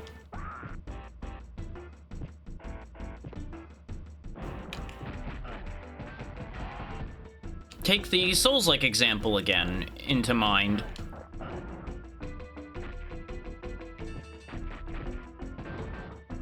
These are also a perfect example of a genre of games that I have myself turned around on in recent times because of my changing experience with them. Like, I used to think they were the poster child of questionable scaling and bad amounts of player agency. They're not, but they are a very good example of how a lack of clarity can make the player's options significantly less visible to the player, and thus make them frustrated and make them feel like they have no options. Because that's another layer to it.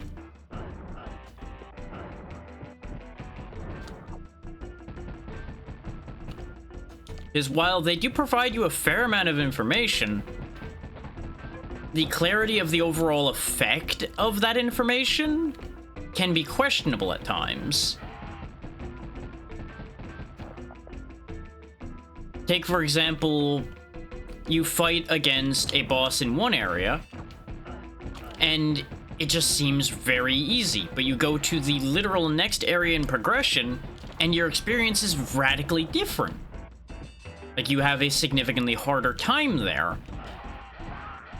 Now, there's a lot of reasons behind how that ends up being, but we're gonna keep it simple for the sake of the discussion here. And look at again the playstyles Because every playstyle has different advantages and disadvantages in varying scenarios. Which is where a lot of that variability will come from, for one, and for two, difficulty is not necessarily a linear concept. Because of the sheer amount of factors involved. Especially, again, genre dependent.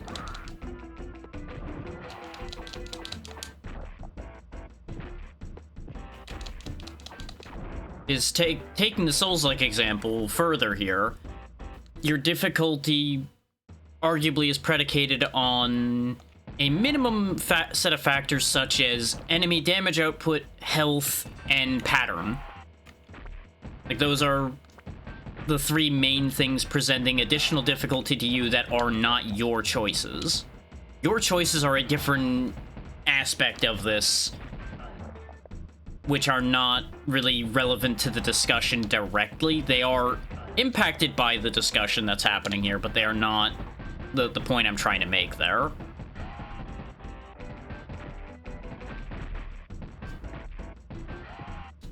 Because, for example, heavy-hitting, slow-moving targets, for example.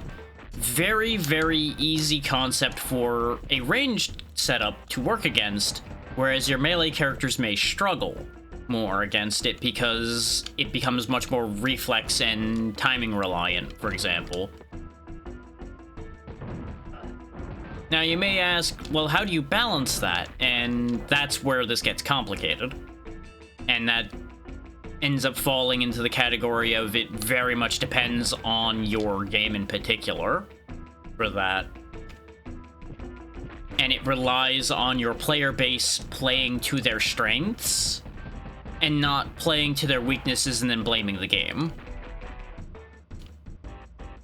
Which is something I freely admit I have been guilty of. I have absolutely been that guy who has blamed the game for me playing to my weaknesses instead of to my strengths. Like, I would never say I didn't do that, because I absolutely did. I still do sometimes. More so the playing to my weaknesses than necessarily playing to my weaknesses and then blaming the game. I'm getting better about being self-aware in that regard. But the point stands that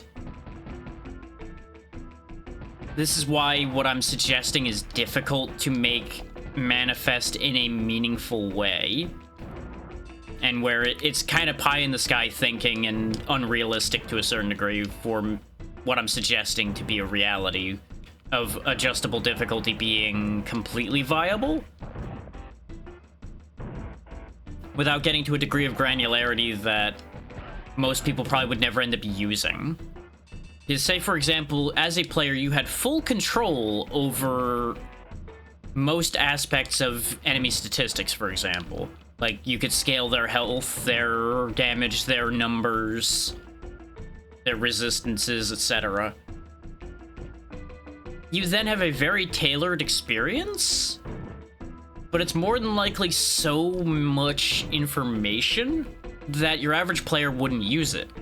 They would look at it and go, this is overwhelming, I'm not going to interact with this system.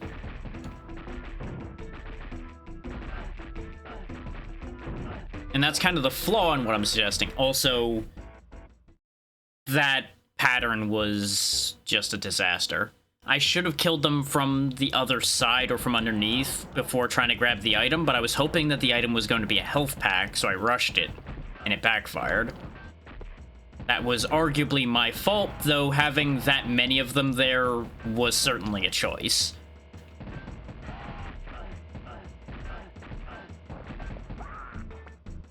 But yeah, the fact that the average player would not interact with a system that gives you so much control is why difficulty settings of, like, easy, normal, and hard kind of exist.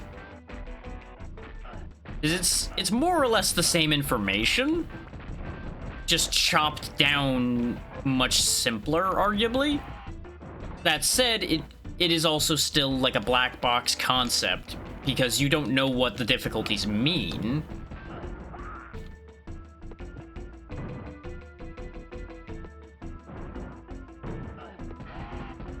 Like, take this game's difficulties, for example, Trooper, I presume is normal, because that's the one it defaults to.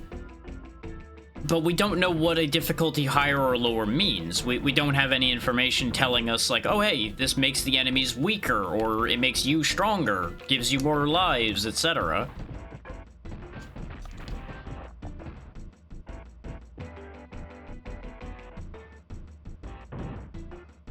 But at the end of the day, we all know and understand that an easier difficulty is intended to make the overall experience easier.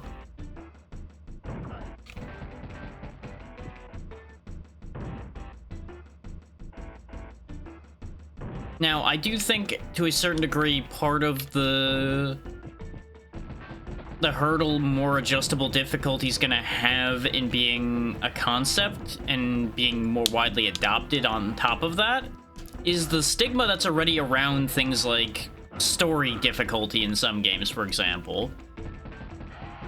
A lot of people get judgy when you play on anything other than even the normal difficulty, let alone the subset of people that get judgy when you don't play on the highest difficulty, for example. Which those people can stay in their little cave and rot away for all I care and never speak to anyone again. Is the main thing is, let people play how they fucking want to play. Like, just leave them the fuck alone. You can go be a masochist all you want. That doesn't mean you should inflict it on others. Anyway, soapbox put away for a moment. Back to the discussion at hand. The needing to know what the difficulties mean would also go a long way, I think. Like, just having that information available. And more games are getting better about that. Like, a lot of games will tell you, hey, this lowers enemy health, this lowers enemy density, they deal less damage to you, etc. Which is great. That is something I think all games should do. Assuming the game isn't designed from the ground up to be about the discovery of information like we were talking about before. Because obviously that remains a variable. At no point am I saying that a game should compromise its identity or compromise the developer's intended vision for their game in order to adopt the things I'm talking about here. That is never meant to be what we're doing with that thought.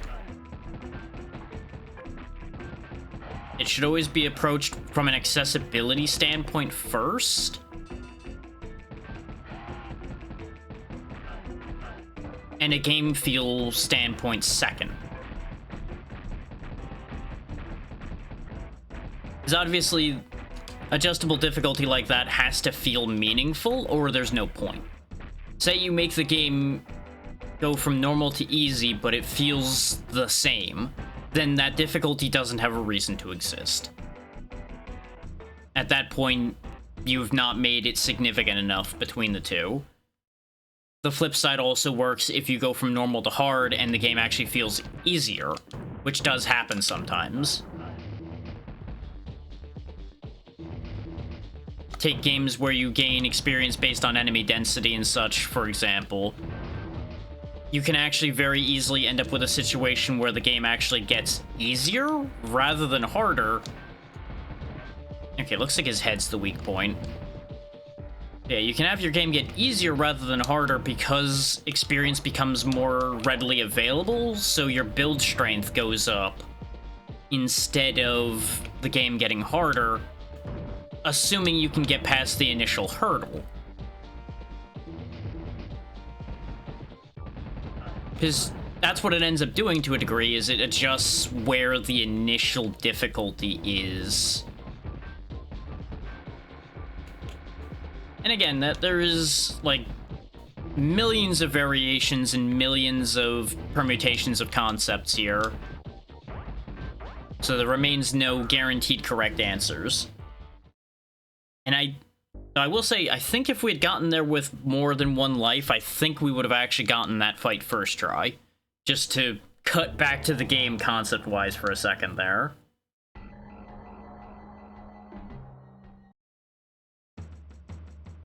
And I know I'm just rambling on and bouncing back and forth a bunch, but I'm trying to keep things going here while we're playing something like this.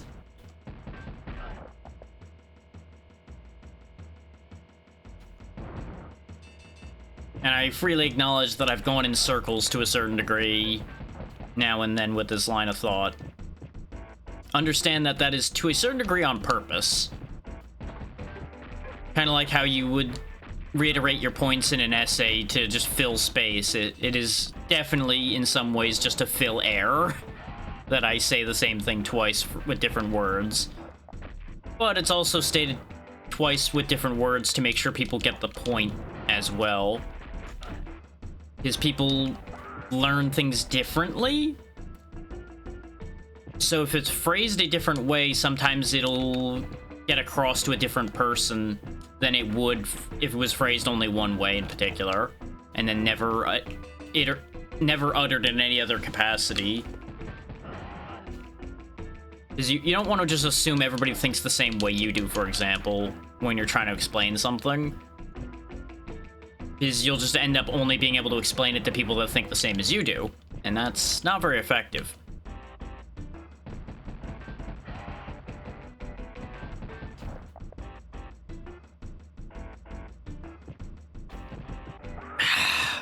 That one platform is gonna keep killing me because you just fall through the end of it.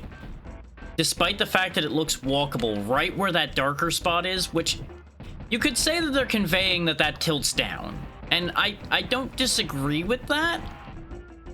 But that is a perfect example of where information conveyance gets a little sketchy.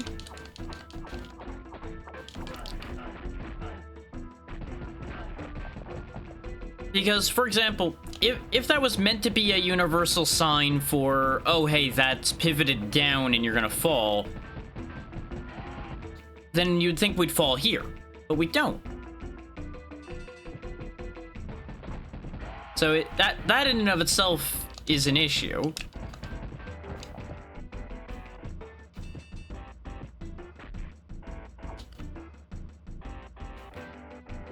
Okay, you know what? I'm just not gonna worry about that. I, for some reason, failed to grab him like 3 times, but we got past him, so it didn't matter that I didn't grab him.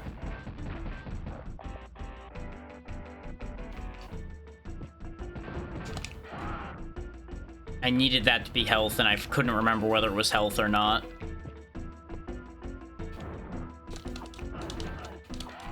The way these guys just kind of randomly wander around, even when you're in combat with them, remains kind of like the more frustrating aspect about this game. Because they suddenly just stop directly interacting with you, so you end up having trouble actually hitting them. Is for some reason they lose contact as well, which is bizarre.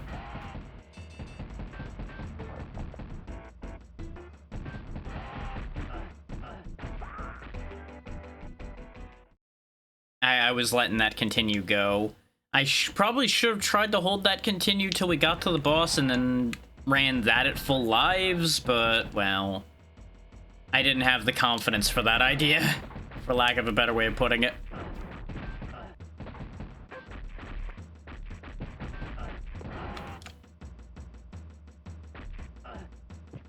And I'll be honest, at this point I've lost the thread of what I was talking about a few minutes ago. Like, I still have the baseline in brain, but the majority of it's just kind of slid away from me.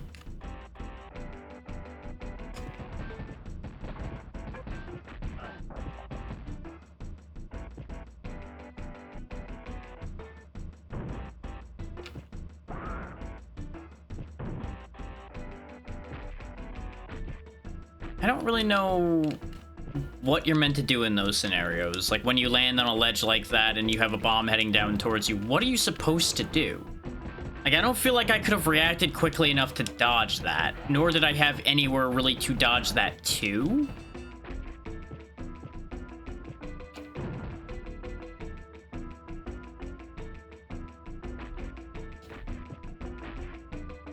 And obviously, using games of this era as an example when you're talking about difficulty is a gamble in and of itself.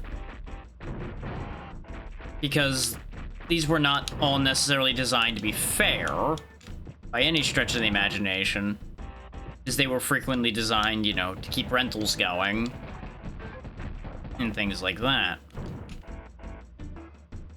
Or at the very least keep people playing so they feel like they get their money's worth.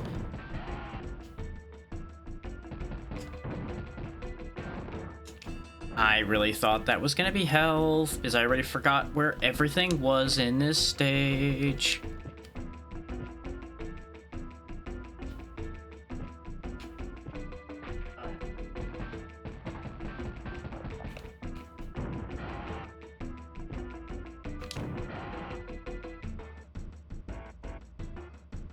That's the boss room.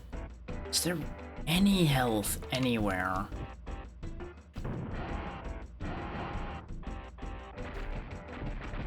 Bingo. Okay. So we're going in with full health, some ammo, and a decent amount of lives.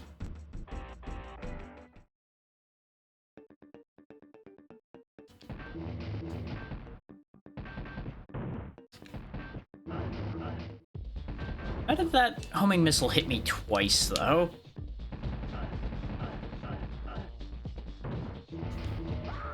Oh, good, he does contact damage as well, because of course he fucking does.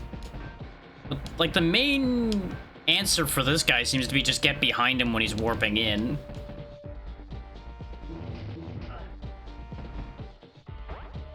If at all possible.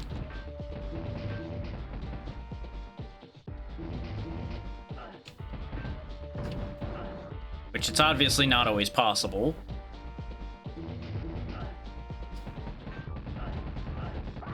Yeah. The machine gun's just death.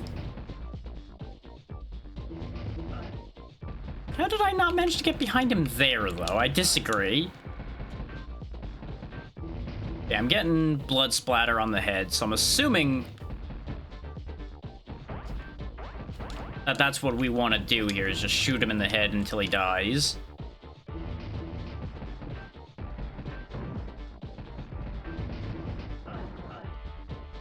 The fact that that missile hits twice is so fucking stupid, though. Last life already.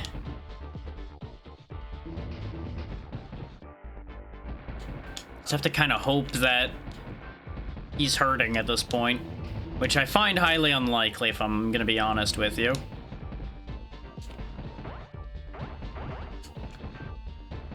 I need him to do, like, the purple particle shot more often, honestly. He's not going to. He's gonna do the missiles probably the most. Okay, at least we got behind him while he's doing the minigun. So that could end up being a game-changing moment there for us. Oh, his head plate exploded. So it's a two-stage situation there.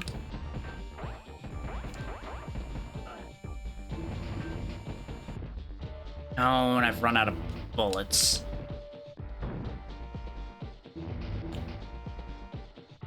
Does the missile ever fucking stop chasing you? There we go.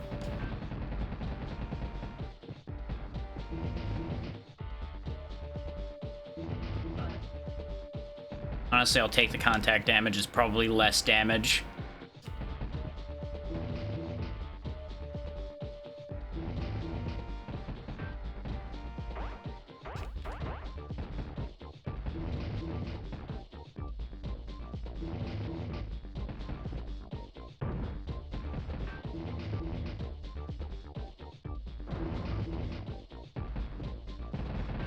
Nice, we got behind him while he's minigunning again.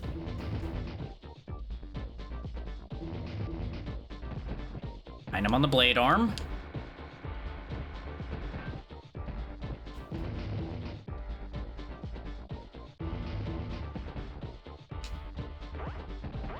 Particle cannon. And we're dead. Shit. We were so close, I think. Considering his helmet was off and all of that, I think we were genuinely very, very close to killing him. And that would have been the end of the game. Having taken 2.5 hours to get there on a 1 hour clear, but you know, don't worry about that part. That's just the typical situation of how long to beat times not always being accurate. Because especially with a more obscure or title, those times are going to be more and more inaccurate for the average player because of the fact that they'll only be played by people that are looking for this kind of experience. Which, you can argue I am that kind of person that would fit that bill, but I am and I'm not at the same time. These garbage slopes. You may have heard me mashing jump there, because I was quite literally just hammering the jump button and hoping for the best there. Because that's how slopes are in this game. You just kind of have to hope for the best, which really sucks.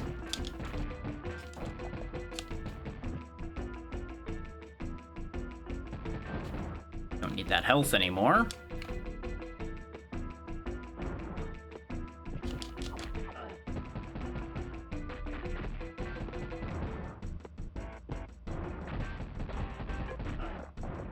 And we definitely end up with moments of just, what's a hitbox?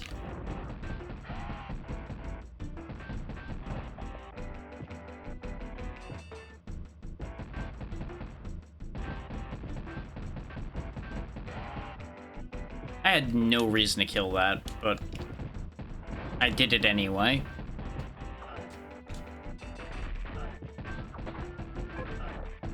But now we have to consider what would be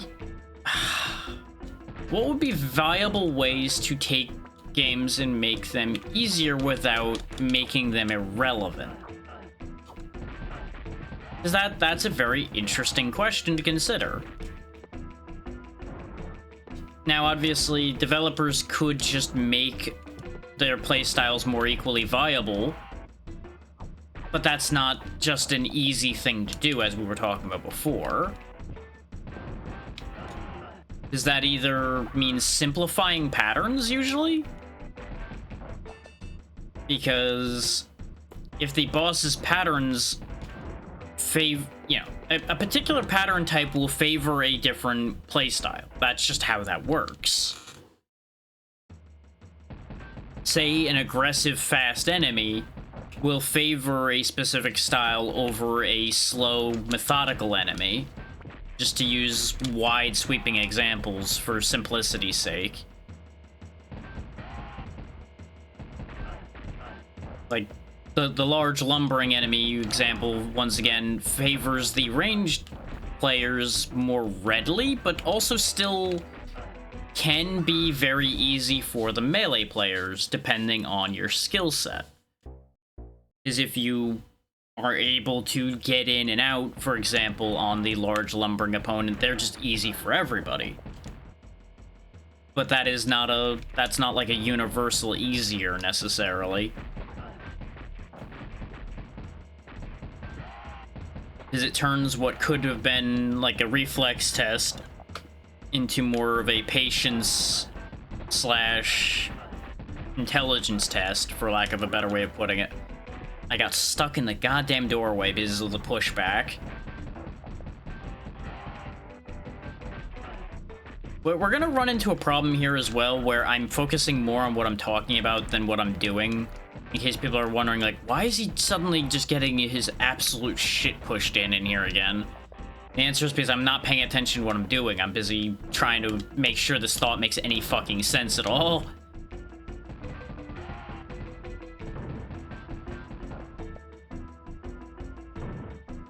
Yeah, to follow through on the thought of how do you make a game easier without making any particular playstyle feel irrelevant or anything, and the answer is I really don't know.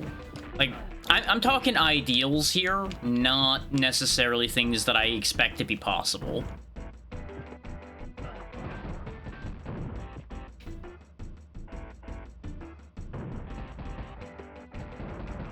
is bear in mind, even to use the Souls-like example again, there are going to be innumerable people out there who have the familiarity with these things to say that I'm wrong.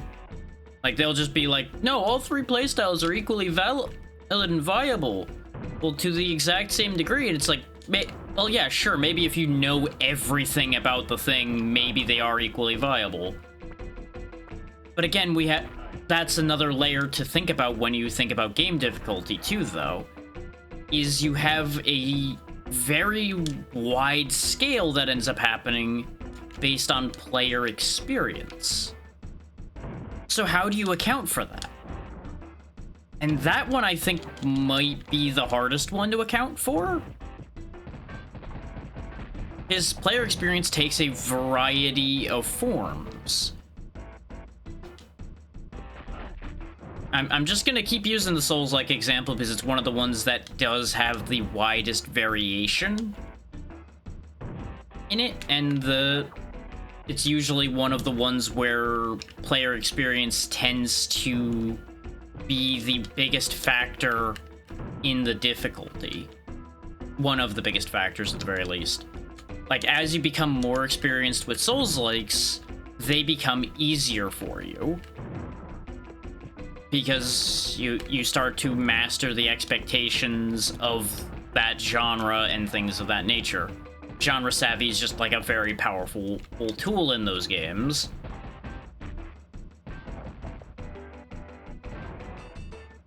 And it can be said to be very powerful in something like this as well, because you know what some of the tricks that are usually going to be played are. Like, you know not to jump into a situation like I just did there.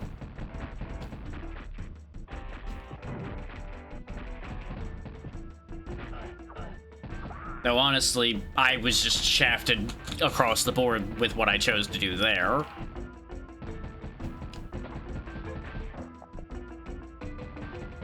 But now you might be wondering, like, what do you mean when you say player experience has a very heavy effect on how something plays out like that? Take my own example of the playthrough I have shown for Dark Souls 1 and so far 2 as well. How much easier I have pointed it out being overall for me compared to when I had played it many, many years ago. Now, you can cite a variety of reasons for that to be true, but the main reason I will consistently stand by is I have had more varied experience with the main methods and modes of play that those work off of. These guys shooting through the floor is absolute horseshit, by the way. Just want that to be noted, because you may notice I'm failing to get up there. That's because my jump's getting canceled. Whenever they shoot me, my jump just dies, and I just can't get up there. So I'm just getting stun locked down here. But the point I'm trying to make about difficulty and everything is because I know more about what I am capable of and what the game expects of me, I can more readily prepare myself to thus scale my own difficulty. Because working better with the tools at hand is its own difficulty scale in and of itself.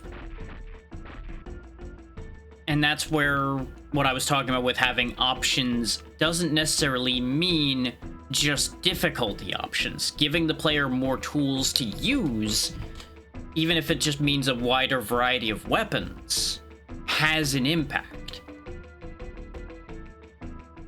But they have to feel like they're valid options and feel like they actually accomplish something.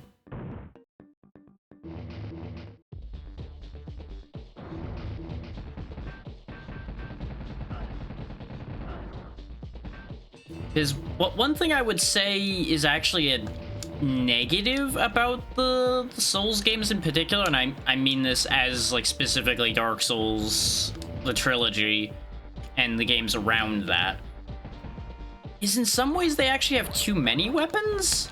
is there's a lot of them that feel like they don't have a purpose, which thus muddies the waters in terms of player information.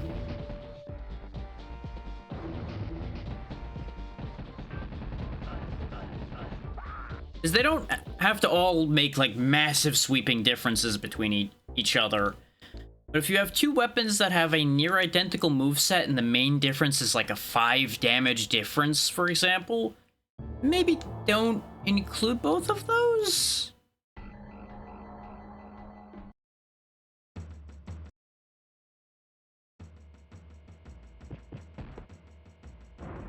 Like, I'm all for a variety of things, but there's plenty of an argument back in the other direction, too.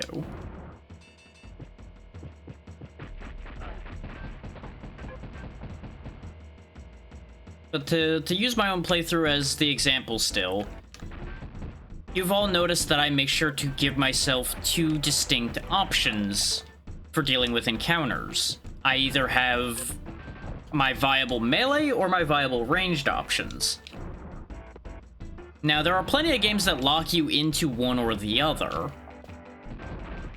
And that's the kind of thing I'm talking about with providing the player with more viable options. So I'm not saying that it has to be exactly the same strength and it needs to not require any investment to make work. Before anybody takes my statements to the extreme, is none of this is meant to be a black and white, take this as far as this line of thought can go, extreme point. No. That's never meant to be the way this is going. But because we exist on the internet, that's exactly how people would view these statements. So I'm just hedging that statement right now, just getting that one out of the way.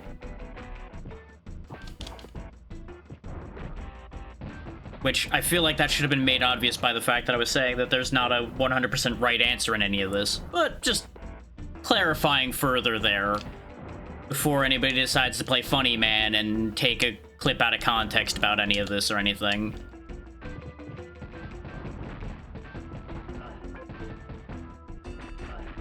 This is also why it's difficult to have these conversations in a stream environment. Is there's enough nuance to this that it's difficult to convey it all quickly and guarantee that A, people's attention isn't going to waver and miss a piece of the point, and B, the clipped out of context scenario is so potentially a problem. Obviously, with the discussion we're having here, it's a lot less likely to be a thing because they're not going to get piles of clicks for clipping me talking about game design out of context.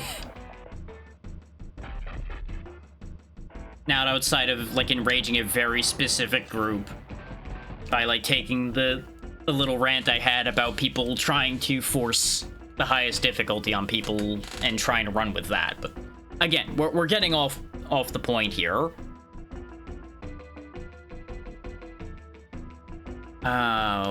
Where am I going with this point from here, though? Oh, yeah. Having multiple things be a viable choice. Take, for example, like I was talking about with having magic and melee combined, for example.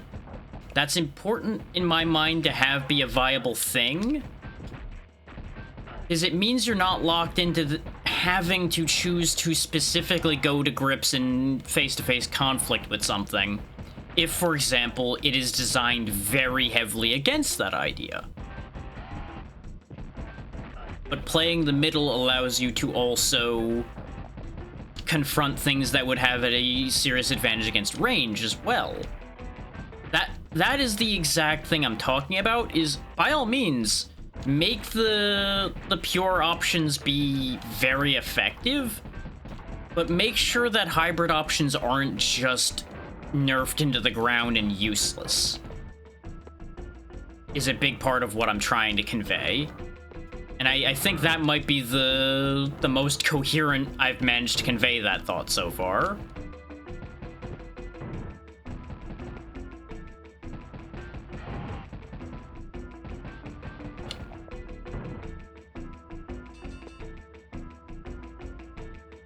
Like, to convey it another way in case people want to have another flavor for it. In a world of knights and clerics, let people be paladins. That may not be the best example, but it conveys the same point. Let people combine things and have it be viable. Because there are so many instances where you genuinely get punished for trying to have more than one option at your beck and call, by having both options be so much weaker that you basically don't have both options, you have neither option.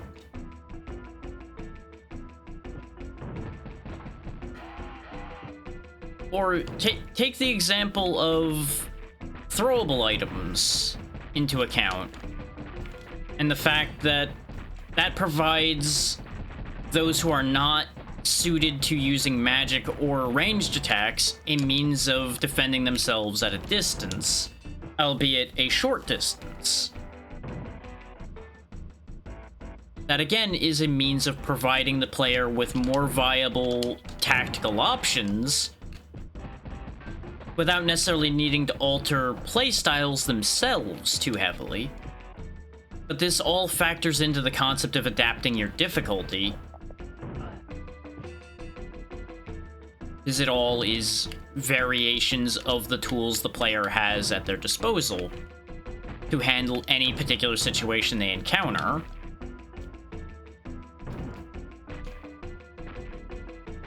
Take, for example, this hanging enemy here. I'm currently dying because my only viable options to interact with him led me to a massive disadvantage. If I had the option to hit him like I tried to, because, you know, him being off screen meant he was unkillable, that entire situation would be radically different. And obviously, this is not a perfect example because this is more of a case of that's a system limitation. That is not necessarily them making a choice in terms of difficulty. At least it's not guaranteed to be. And I'm not really in the business of debating that too much. I forgot that I can't duck under that.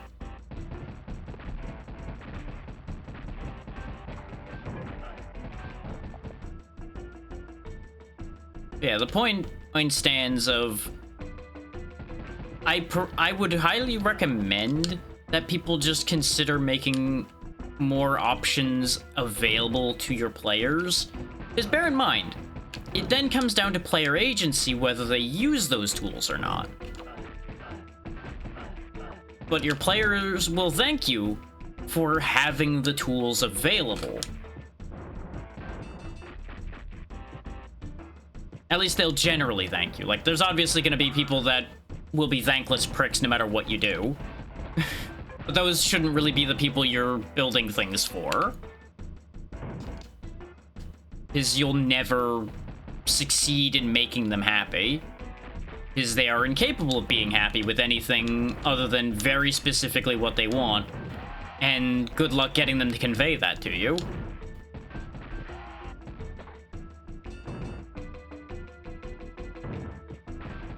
Which, for the record, that is where the example I'm talking about of competitive games tend to come from. Where those tend to go awry and end up being balanced in ways that make large portions of the community unhappy, is because they listen to the malcontents. If you listen to malcontents, no one will be happy because they are unhappy by default. So you'll make a change, they'll complain about the change. You'll change it back and they'll still complain, or you'll find a middle ground and they'll find a way to complain about that. And there's just no winning. So you end up with this floaty, very inconsistent mess that leaves no one in your community happy. And yet again, I'm betting by making that statement, you've all come up with different examples in your head of that.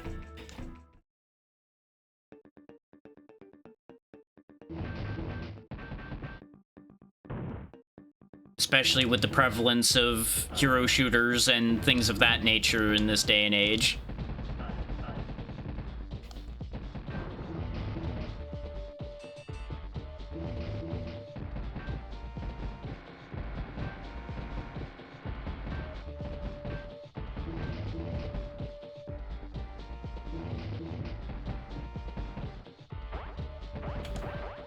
To again use my own experience for examples, I used to be a Heroes of the Storm player. Now, that game is definitely one that I feel suffered because of them listening to particular parts of their community. Which, it's Blizzard. They're very good at listening to particular parts of their community and getting the wrong answers as a result.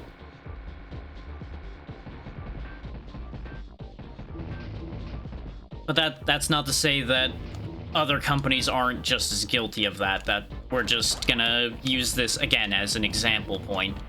And it's been long enough, I've been out of the game long enough that I do not have like a very specific example in mind for that. But the point remains of they listen to, say for example, only specifically quick play players about certain aspects of decision making. Is they were at one point the largest portion of the player base, or at least the loudest portion. Just as all just for example's sake. None of this is guaranteed to be true, because I never paid attention enough to be like, yeah, this is exactly what's going on. I knew someone who had their finger on the pulse much better about that, and they would tell me these things. Of course, that's also no guarantee that any of that's true either. Because you can have even people that fully intend to be honest with you be unreliable narrators about things because they're frustrated, etc. But it seemed pretty consistent that they would make changes based, again, specifically on only portions of a community. And the problem is, if not all parts of your community tell you things, you cannot obviously base information on those who do not give you information.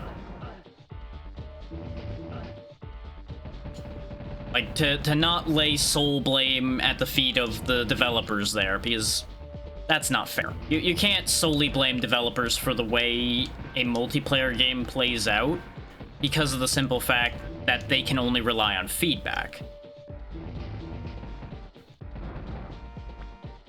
Oh. Oh, look, a pretty little fountain. 3 hours in, we did it. We beat Doom Troopers, I think, unless he's got another form. Be gone, back to your dimension.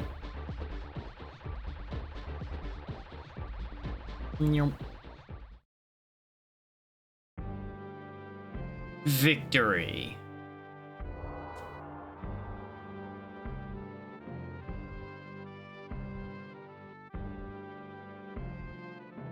This took 3 times the time it was expected to.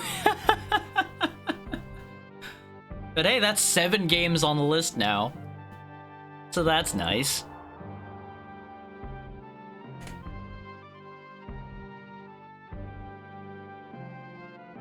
Yeah, the multiplayer example aside, that was just to make a point about how it can end up being a problem for developers to make sense of how to assist their player base.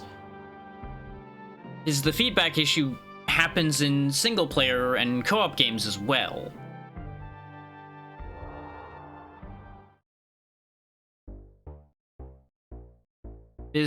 Take for example a game where the developers are looking at usage statistics. Is assuming people have analytics on / the developers put analytics in their games. You have a sword, a bow, an axe, and a staff. 70% of your players use the sword. And some other mix of percentage use the other 3 options. How do you interpret that data? Does that mean that the sword is the superior option and you should nerf the sword? Or should you raise the other 3 options up and see if it increases the player's usage? You see where it gets floaty to try to figure that out.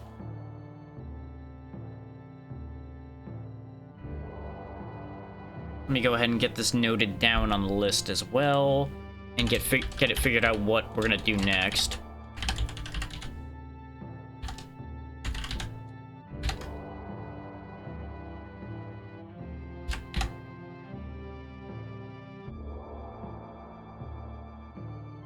And of course, you have additional layers even to usage statistics like that too.